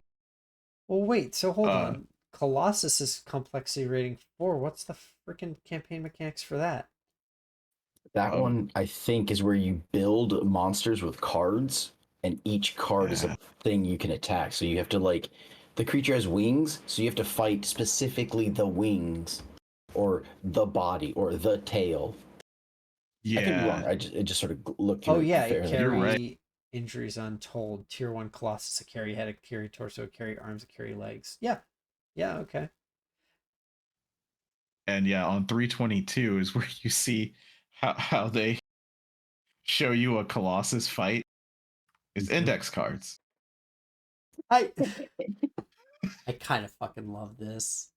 That's awesome. You build a monster That's out so of dumb. I index love it. cards, and then your character is on a part of it dealing damage. That's Mhm. God Yeah. damn it, Daggerheart. You did something really cute here. Yeah. And I'm mad that no one's ever thought of this before, but God damn it. Yeah, that's really, really good. Yeah. And you know, these campaign frames are awesome for GMs because like you have all these extra things, right? If you want to get into it, that's cool. But you could take this and put it in any other system. Like this is just if you do nothing else, read the GM portions of this book. I see why people are saying that now. GM and campaign frames are great because like the GM guidance is really cool. Yeah, even if you keep playing D&D, or or Yeah. anything else, still reading this, always getting more GM information is always helpful. Mm-hmm. Always useful. Yeah. Yeah. I I agree with that 100%. And I was of this opinion the whole time. I was always blown away by how communicative the writing is to the GM of here's how we want to help you do your job. Mm-hmm. Softer hearted mood. Yeah, Yep. it's all just really good stuff, and they just added more good stuff on top. It's a huge book for being a. It really is a full product from the look of it, which is kind of crazy because you would have expected this to be like a 150 to 200 pager, right? Mm-hmm. Yeah. Instead, what we have is, I mean, it says it's 400, but it's like 300 something pages, but it's solid pages of text mostly throughout with the occasional art splashes. Beautiful art. And interestingly, so far that I've seen, every picture tells you what it is. Right? Like if you see something, you're like, oh, I want to do that. You mouse over it. It will tell you, oh, it's Yeah. an infernal wearing dark leathers scanning the city from the rooftops or something like that. Like Yeah. it'll give you Alt text. Yeah. Mm-hmm. Yeah. Hover text for stuff. And that I don't think that I've seen that in a PDF for a tabletop game. I think the only thing just, that I would ask more is that they credit, if they're going to do the alt text, credit the artist in every alt text. oh, that'd be cool. Yeah. I was That'd be very cool. as an adult coming back, I was shocked, like 100% shocked. I was showing off at work. I was showing off my Marvel cards because people care, and I still have them, and they're cool. Shut up. I like my stupid little childhood things, and I'm going to continue doing them. Except, every Magic the Gathering card since their inception had the artist's name at the bottom. Mm-hmm. Yeah. To this day, they have continued on in that tradition, even though they've added more junk down at the bottom for people to read. It has always been credit the artist for the work that they did. It's insane to me that most books and places do not put the artist name on top of every single thing that artist gave them. Yeah. Please, please, please support your drawing artists, please, please, please give them the credit in a place that's recognizable. When I was looking through my Marvel cards, they didn't have the artist's name written down anywhere, and they had so many people, the people responsible for writing, the people responsible for this and that and the other things in the set. The entire front of those cards is art, and you're not going to give the person a shout out. You're just going to you're going to rely on me to know what that signature says, if there even is one in the art. Ugh. Yeah, it's no good. Yeah, so I would say that 100% constantly, please credit artists. They could use it. Let's see. I'm just going back looking through the art now. Yeah, I'm just looking through stuff in general at this point. We're just reading the manual. Yeah. Let's do something crazy. We're only 2 hours and 49 minutes in. Let's get some final thoughts on what we've seen so far about this. Sure. This PDF that we're looking at, and this updated version of Daggerheart from the thing that we played almost a year ago now. I think that this book has so many things in it more than just a new style of play, right? And rather than Daggerheart is a different system, it's D12 versus the D20 system. Okay, all of those rules are there, but this book is quite a bit more than that, and I think that's really great.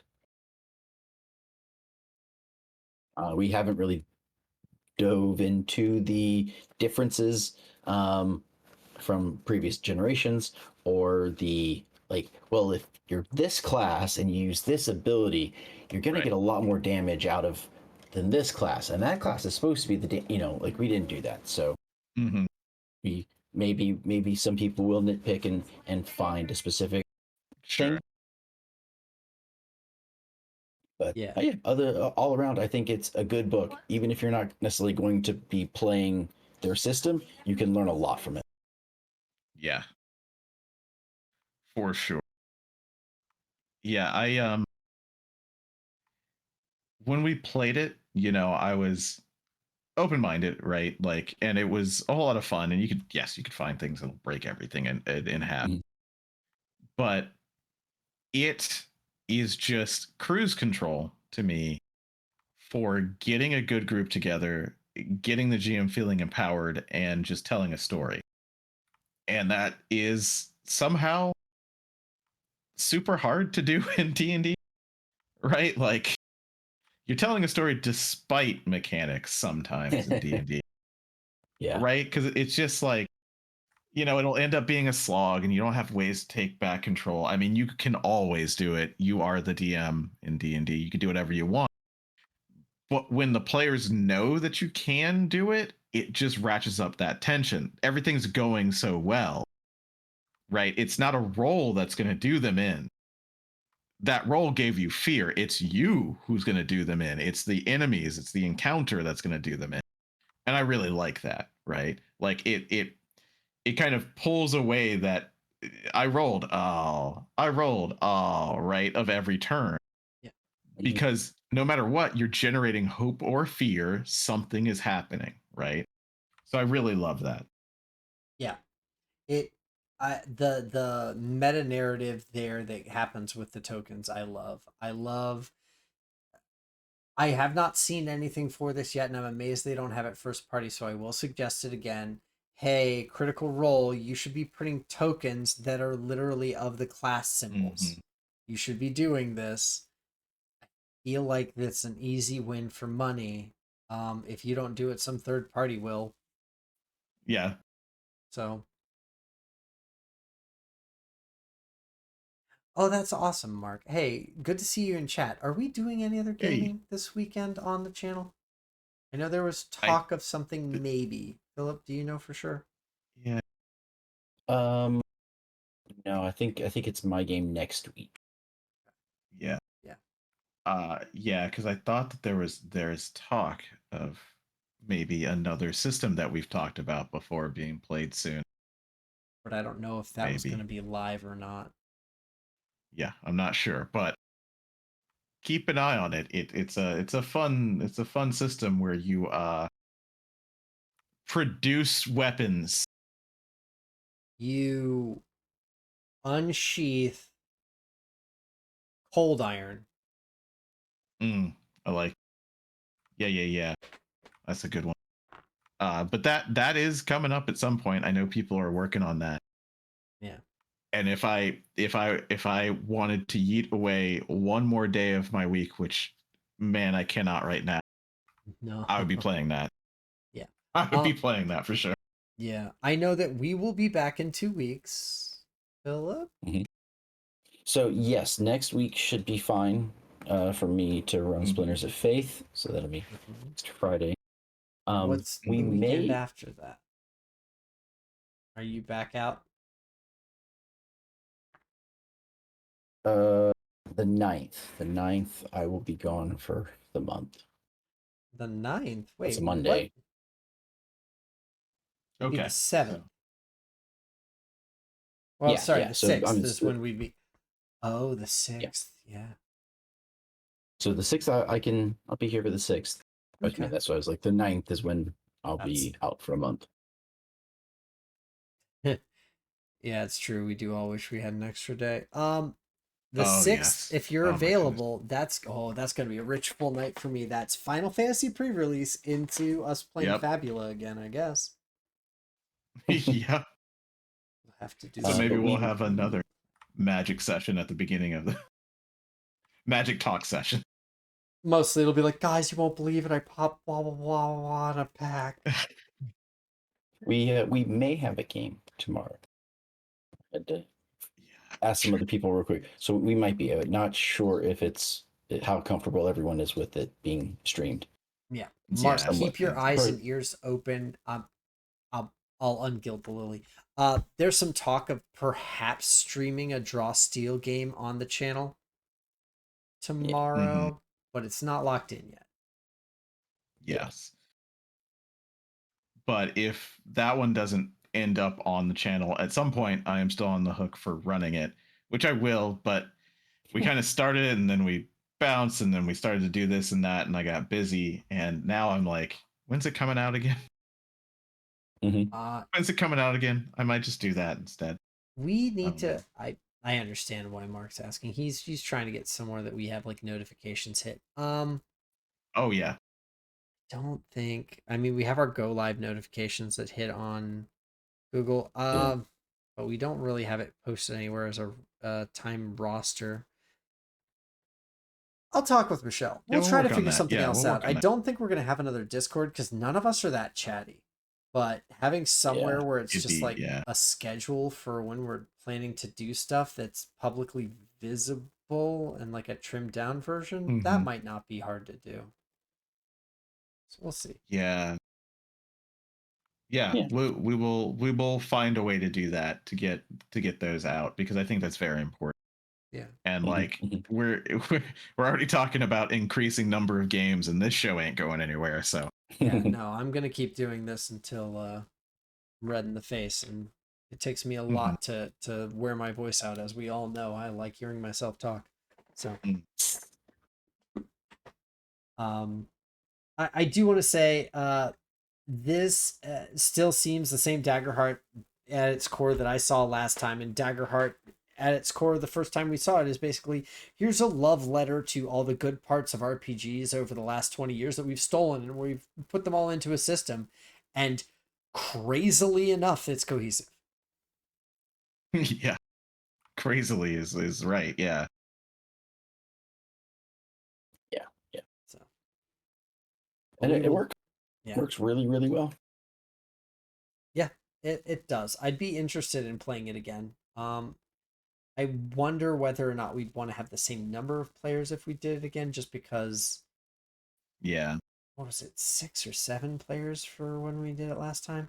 I will say the game scales delightfully because there's like no problem besides having a larger pool of HP to deal with.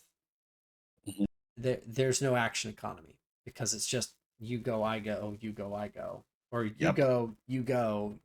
Oh, did one of you roll despair? I get a turn. Now I'm back. Mhm. Yep. Yeah.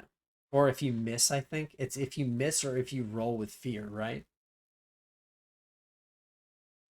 Sounds right. It's been a bit, but essentially there's a mechanical way that says the GM gets to now make a move.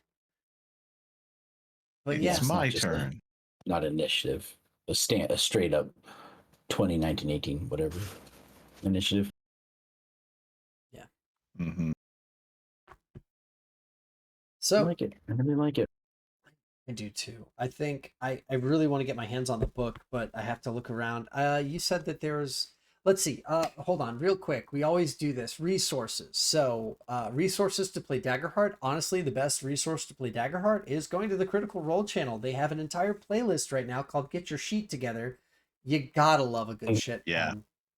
pen. Yep. Absolutely. That's basically our whole bag here on this page. Exactly. So but he's been doing little 6 to 10 minute clips about different components. One of them's literally just go down the list and build a character sheet. One of them is explaining how the dice rolls work. One of them is explaining basically the vibe of the game, is like how to play effectively at Daggerheart, which I think is a great video to have.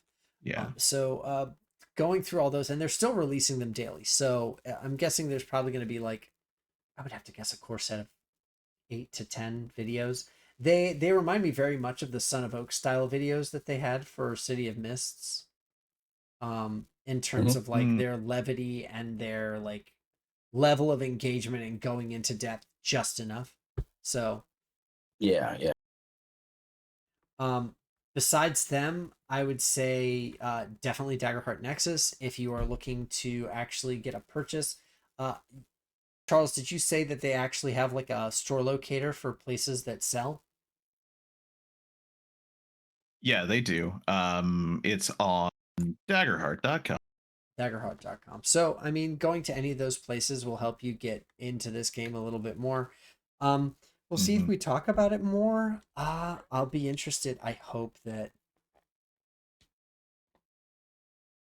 Oh gosh, you want to see? Okay, so Mark is asking us. 1 to 10. I don't mind interacting with chat a little bit here.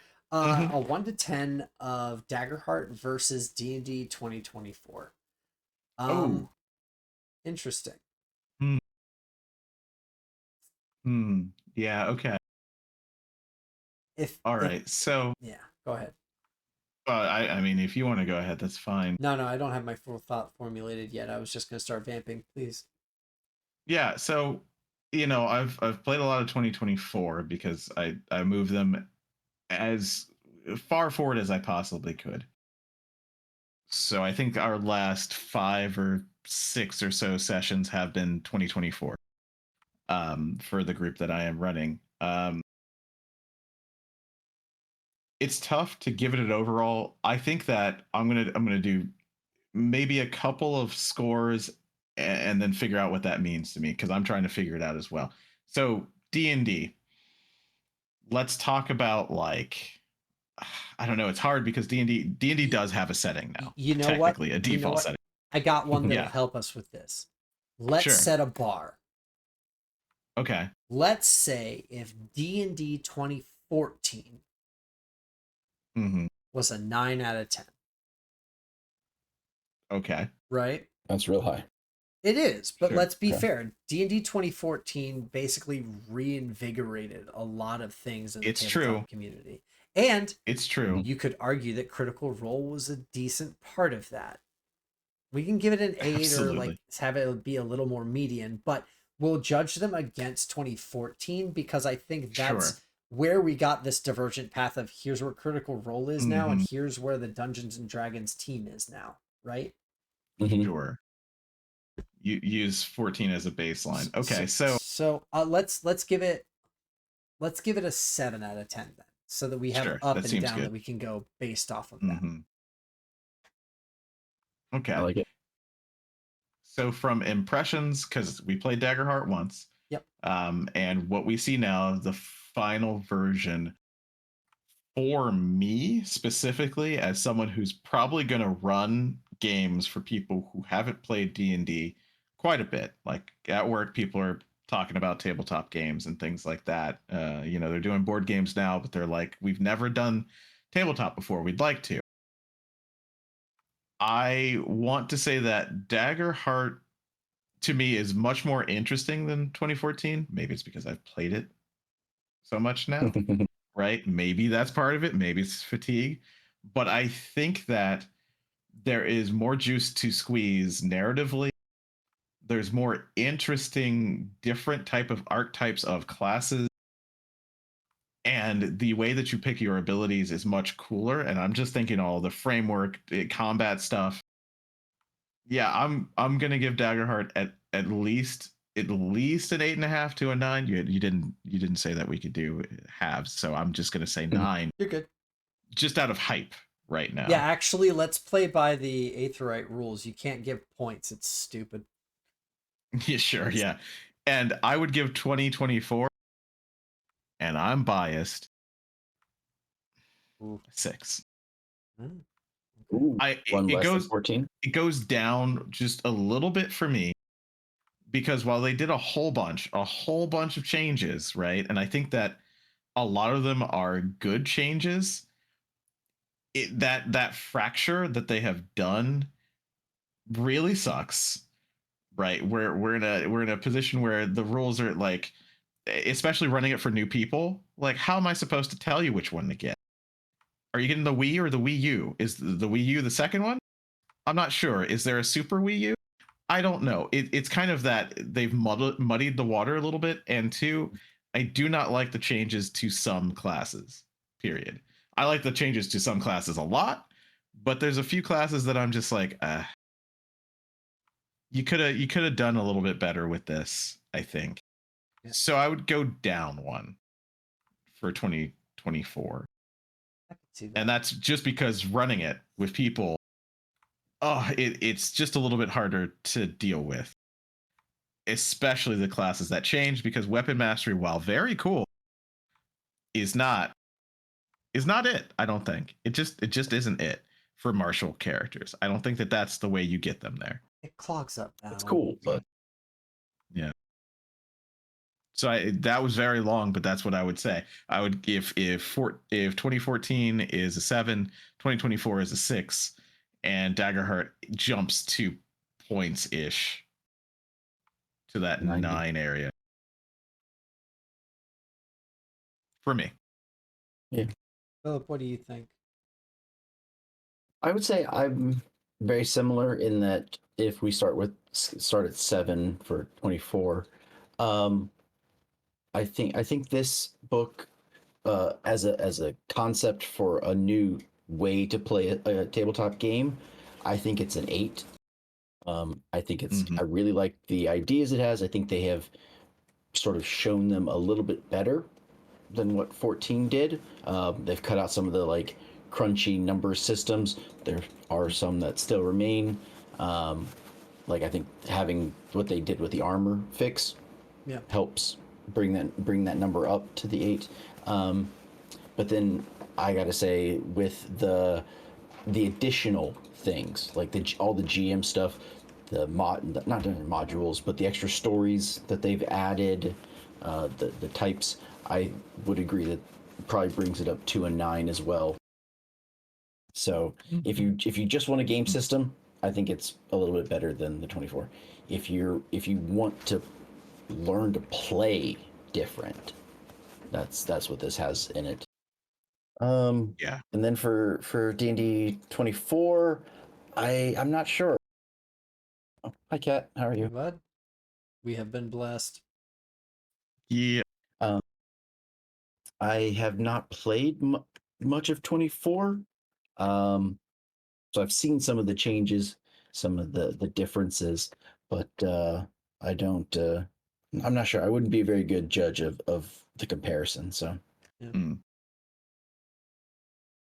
From what little I think it's first off, I will say Daggerheart shiny and new, very hard to compare unbiasedly because there's so much more potential to this system that I haven't explored yet that I haven't 2014.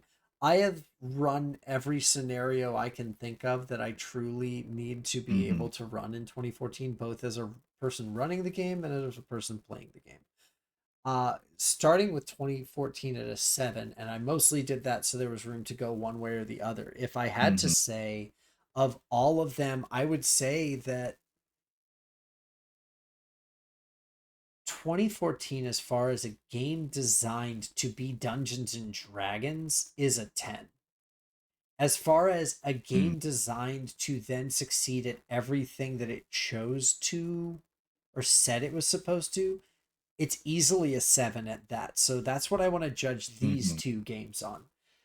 2024 has no extra place that it's trying to go except for adding complexity to Dungeons and Dragons and giving you something new to do in the shell.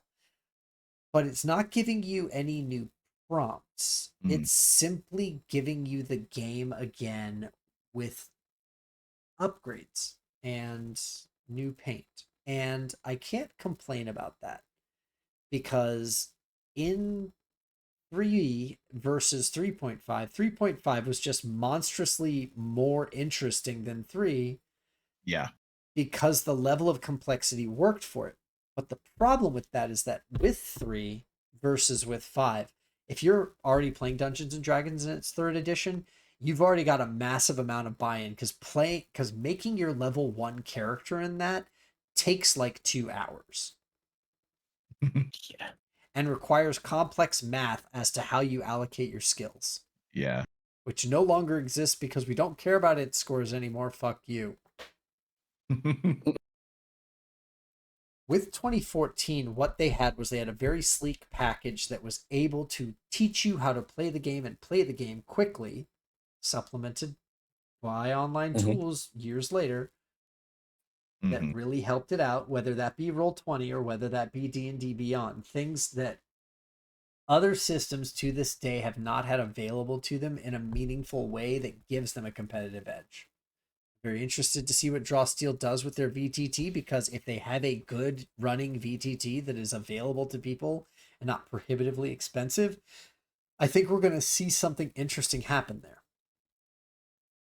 Oh yeah. Daggerheart. Yeah. Daggerheart with them playing Daggerheart Nexus and things like that are a good start, but it still doesn't have the same amount of legs. Can't really judge it based on that, but I'm talking about inclusivity here. And what I do know is that if someone were to pick up the how to play book or the packet, the starter packet for Daggerheart versus picking up the starter packet for Dungeons and Dragons, there's no contest as to which one would be easier to learn from someone who has no knowledge of either. It's Daggerheart. Daggerheart is the easier, more intuitive system to learn.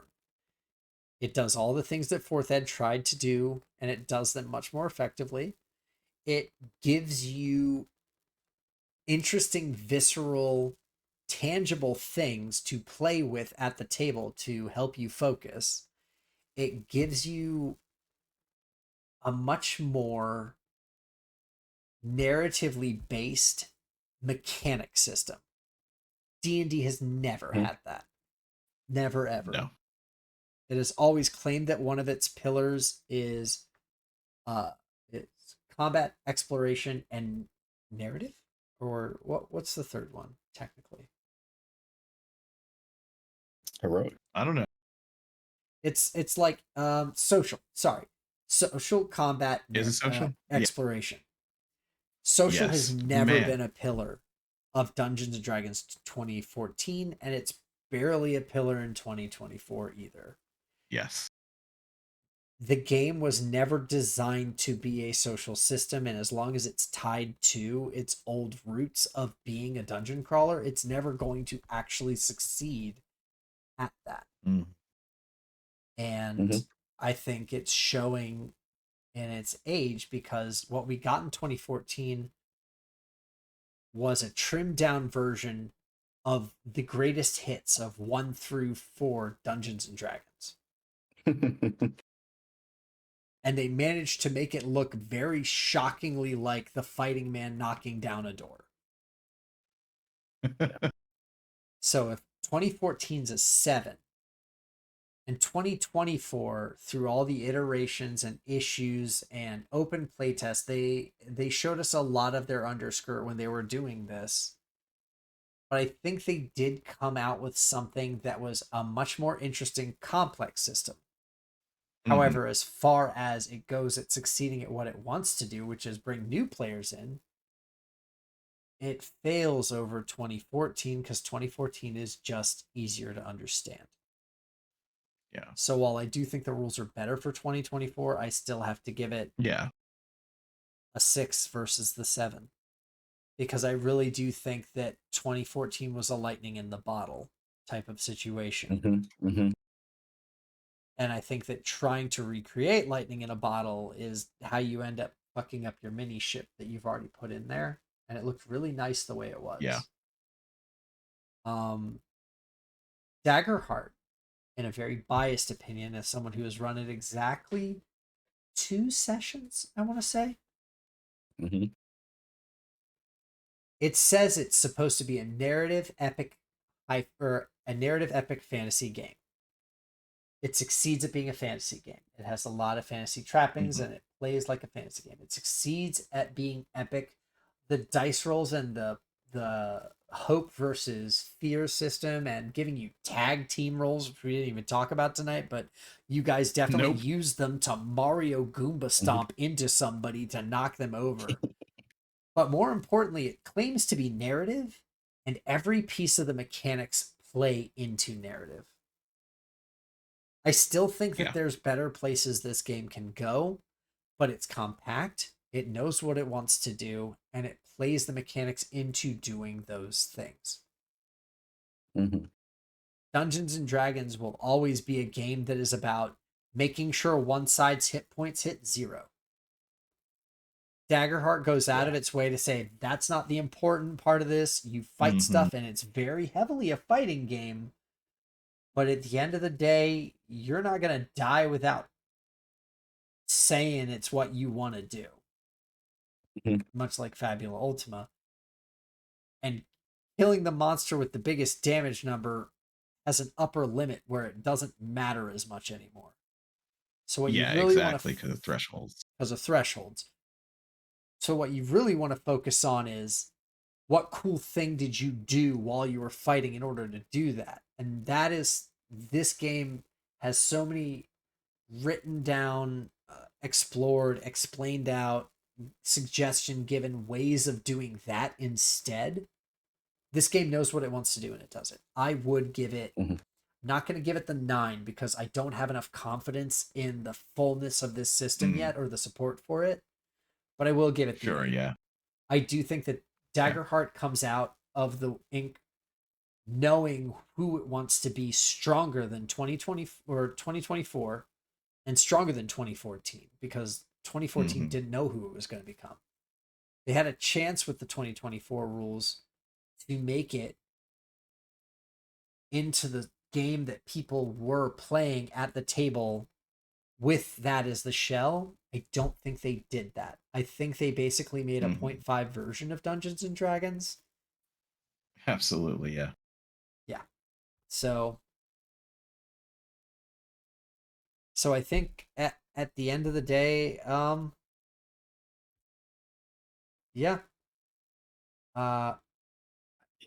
it's just the game knows who it wants to be better than the other two did. Whether that's because it doesn't have to be beholden to a company like Hasbro or a bunch of people who have nostalgia for a game that's been around for 50 years or whatever have you. I think that Daggerheart has a better chance of being who it wants to be, and I hope that it finds its audience in that. I hope that we get that game continuing forward because it takes a lot of support to make tabletop games successful. Books don't sell. It's the accessories. And they only sell once. And they only sell once. And they usually sell once for a group of 5 to 6. So again, Critical Role, if you're listening, You need to monetize. You need to give us neat, flashy things that we like, or at the very least, you need to support vendors who will do that. That's how you make money in tabletop. You sell dice, right, Charles? Yeah, exactly. Or All right, minis. fine. I'll hold it up again. If you turn it sideways, it becomes invisible. Look out. That one. There you go. Yeah, draw steel. Yeah, so this is just that big ass, well, not big ass box of dice, but it's a dice for every class. Yeah, that's going to be in the game. I wanted to support it, and I did the same with Daggerheart. So give me some. I think they actually do have dice on their shop. I actually do think I remember seeing. They have to. But I don't The think they were duality great. dice are so. Listen. Yeah. I can use my own dice. However, I wouldn't be opposed to buying a set of duality dice. Like, give me a concise dice pack. Give me a dang character starter pack that comes with Yes. one of each colored dice, a D6 for positive and negative, advantage, disadvantage, and then give me like a bunch of tokens for the class I like. Have them be thematically colored. It's very simple. Sell it for like $20. And it's It funny. comes with a bag that has the symbol for the class on it. The funny thing is that's so there is a Daggerheart dice set. Yeah. It is generic. There's only one set, so there's not one for every one of them, but it is 7 dice, the normal set, and then 2d12s, I think. Yeah, it says purple and blue set of 7 polyhedral dice. It also has 2 additional Daggerheart duality dice. Okay. Is that true? Do you have? No, that can't be true. Do you give me 3 d12s in here? No, they do. They give you a regular d12 and then 2 extra ones. Well, I mean, I guess weapon damage and other damage modifiers exist. I mean, the only thing you roll besides your duality dice is damage, as far as I remember, and advantage, disadvantage. Yeah. So that's cool. The Daggerheart logo is on the 20. Yes, it is. And the 12s. So it's cool. It's $19. It's there. Hey! You hit it, yeah. Let's go. I can you be hit a the marketeer. cost immediately. Yeah. it's the exact amount that I'd be willing to pay. See, exactly. It's a dollar less even. God bless him. There's a 1 in front. We love market math. Yeah, so I mean, I feel like that's a fun little thought exercise we did at the end there, and I talked for a solid 20 minutes on how my feelings don't matter as much. But we definitely got baited there, and that's fine. That's good. I mean, that's great. I appreciate that. That's the juice, Yeah, well, I mean, it's always good to discuss things like that. And Mark, it's definitely one of those things. Like the problem is that the infrastructure of 5e and of D&D in general has always been supported by third-party vendors being willing to make content when they have content lulls, and them being cool with people doing that. D&D has always thrived when they're chill about it, and D&D has always languished whenever they start to get a stick up their ass about it. Vis-a-vis Gary Gygax saying there's only one D&D, rather than him being like, play what you want, it's fun, be a dragon, I don't care. Yeah. Be a dragon. Yeah. So I mean, it is what it is about that, and I do think that 2024 and not 2024 itself. I think that's a lovely game.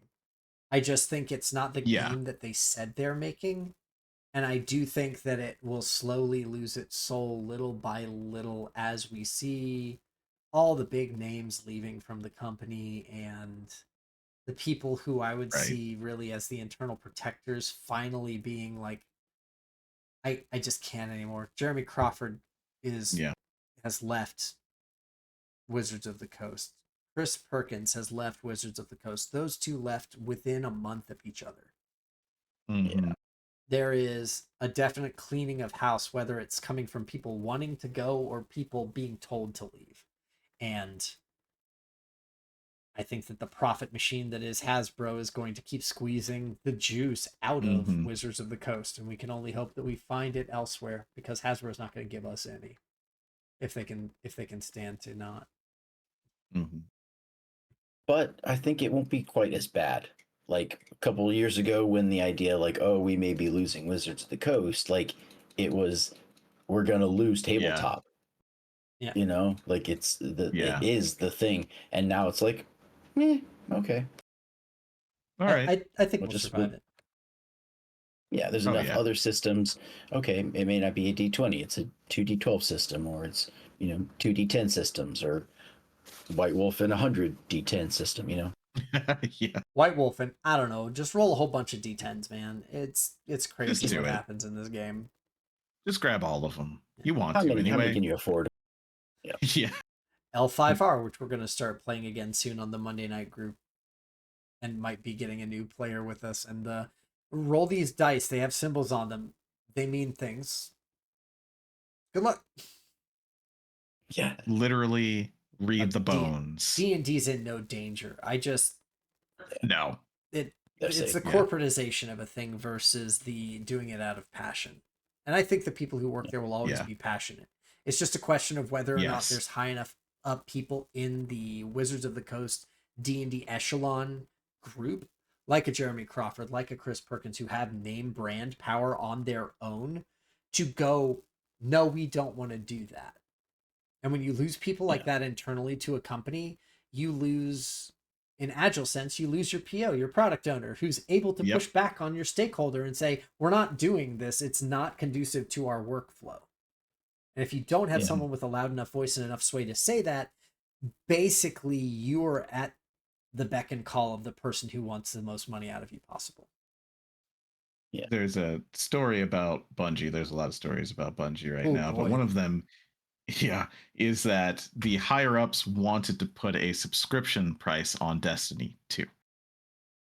Not 1, but 2. So they wanted, when you moved over to 2, which people didn't want to do in the first place, to charge you a MMO like monthly fee.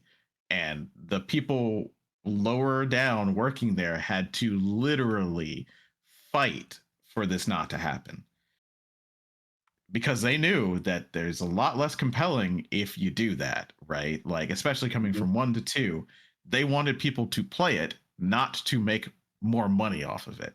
And that's what we're talking about here. Like, we already saw it a little bit with D&D Beyond and getting rid of the a la carte purchasing. Sigil ripped that to me. engineering team. Yeah, the entire engineering team getting canned and them just being like, nah, we're not doing it anymore. Yeah, so it's just, I think we feel that we'll see more of that. Now, does that murder D&D? Probably not. D&D is going to be around, but it D&D's changes fine. it in a way. It's just the problem. The problem is, at this point, if the profit margin falls, they're not going to have the cool fun times that they used to have. They already don't, with all the most of the people who were D&D community people have transferred over to being Magic the Gathering community people. It's kind of funny to see the shift. So Sigil got released. It exists. Silent released Yes. at its current state, and will be in maintenance mode here too after. There are now 2 devs who work on it total. I think that's true. Just 2 developers, yeah. And they will be maintaining it in maintenance mode. Sigil is done. Yeah, nothing new will ever come from it. It'll just be. It turns out it's a lot harder to make a 3D tabletop that people can play on their machines and have a good time with than anyone told people, though I'm sure people were told that, so I don't know. They just didn't listen. Yeah. That, for anybody just listening to us, that's the answer to what Sigil is over. Yeah, it's in forever alpha now. Until someone actually manages to pick it up and run with it, which I don't think will happen, because Forge is already enough of a beast on a normal computer, much less trying to run something that has 3D graphics and animations on it. Yeah, and they were like, what can we do? What will we use? We'll use Unreal. Yeah. Yeah, you can. You certainly can. But for That something choice. like that, it may not be the best choice, Let's call especially it when non-economic. absolutely not economical, especially when Epic there's a in lot of chat. Why would you use Unreal? It oh, really did. yeah, they really did. And for this top down, well, they wanted it to be 3D, but I think that they fell into the pitfall, and I have to be very careful here of what I say because full disclosure, I work for that company. I have to say that when these things come up, that company being Epic. So I think they fell into that trap of we're gonna do it, and they didn't get it optimized, and it really sucks when your VTT is not optimized, right? Like it's got to be I good. mean, Now I don't hell, know that for roll sure. I don't have 20 any is a inside knowledge. fucking monster, and that's just with like Yeah, splines. Like yeah, if you have yeah. a Like how are you gonna? grid map that's a little bit too high definition, that thing used to be like, I'm sorry, man, I'm Yeah, just a web API. I don't know what you want from me. but we should. This is reminding me that we should do a shoot the shit where we just use Sigil and just really give it a good try. Yeah, I think that would be fun, That'd be cool. right? yeah. So, I agree. I yeah, if you think guys want to see that, we can definitely do yeah, that. as a tribute to the folks who work so fucking hard on it, why not? Yes. And as a tribute to all of the live plays that they tried to integrate it into with the Baldur's Gate folks, which honestly were pretty Yeah. fun to watch. I had a good Yeah. time. So Now, I was gonna say, like, if Wizards of the Coast can tie in more things like Baldur's Gate, where they can use their rules to make another game, not like Baldur's Gate 4. I'm not saying that. I'm just saying like where it's that system, but other games are using it. That could also help their longevity and maybe their bottom line. Yeah. Yeah, they're Let me see definitely if I going to said have the to right find something out because, corporations growth has to be endless and that's hard with D&D. That's really hard. What I was So, mostly referring to, Mark, is like complex geometry. Complex geometry fucks to a hilarious degree anything that is a web-based API thing. Like the minute that you try to do anything more than here's square, you run into yeah. some very funny problems. Yeah. It starts getting wild because browsers are I mean they're made for that nowadays, but they're not made well for that, as anybody could tell you when you're trying to do like Foundry on a machine that's a little bit behind the times, or heaven forfend, you're on Chrome and you have like 8 gigs of RAM. Good luck. Just Yeah. Godspeed to you. Way over my head. I play with electricity, so I don't know. You're like, I make the rocks do things. I put electricity. I make the electricity go to the rock. You make the rock think. We're not talking about 1.0 in this chat. This is on God. This is not where we are. No, you don't want to talk about the vase with the whatever can we 16,000 for a second polygons? if they had a reference to the flower pots from 14 1.0 in the Magic the Gathering set that's coming out, that would have been kind of fucking perfect. great. But I don't think that anybody is as deep brain as us that way at their headquarters. I mean, these are the people who are like, we're doing a World of Ruin commander deck, and the commander is Terra. I was like, Celis is the World of Ruin main character. Yeah. She's in the deck. What's wrong with you? Yeah. Well, look, I am downloading Sigil right now. We'll get to that. Yeah, it says it right here, powered by Unreal Engine 5. Yep. Dear Lord. We'll get to all that stuff at a later date, though. Mm-hmm. The next show that's coming up is either tomorrow at some point. Mind your calendar and look for Google. We have go live notifications that are sent out from Twitch to, I think, people who follow subscribers. And subscribers. Oh yeah, just follow. Yeah. Oh, yeah.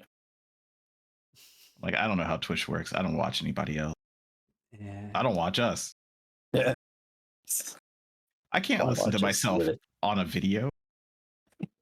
It does feel weird. I admit I've watched some things like the end of previous games to know, and it's so weird to listen to myself. I watch back every single one of these because I like hearing my friends talk when I'm not around them. I mean, that is a good reason, but as soon as I hear myself, I need to mute it. That's just it. I don't know why that is. Okay, let me get our outro done. We gotta go. Yes, We're almost at stop. 4 hours again. I said we weren't gonna do this, and then we started talking again. All right. This has been Plus One Shoot the Shit number 25. We talked a little about Daggerheart and some other stuff, maybe. Our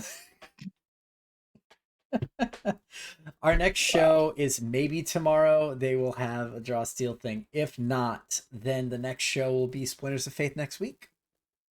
Yep. And there will be another Shoot the Shit on the, I want to say, 6th.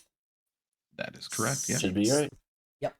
And on that Shoot the Shit, we will be playing Fabula Ultima again. I will be wrangling all 3 of these kids, Charles, Philip, and Denitra, back in, and they're going to finish out their modified press start so that we can have that finished up. And then we are going to continue forward as time goes on. I believe there might be a new game coming up here shortly with Anton and crew. Yeah, there might be one after D and Diablo because that one's over. Yep. But either way, thank you all for hanging out. Thank you for the chat. Thanks for watching, and we'll see you all again with whatever the heck we come up with next time. So until then, have a good night, everybody. Bye.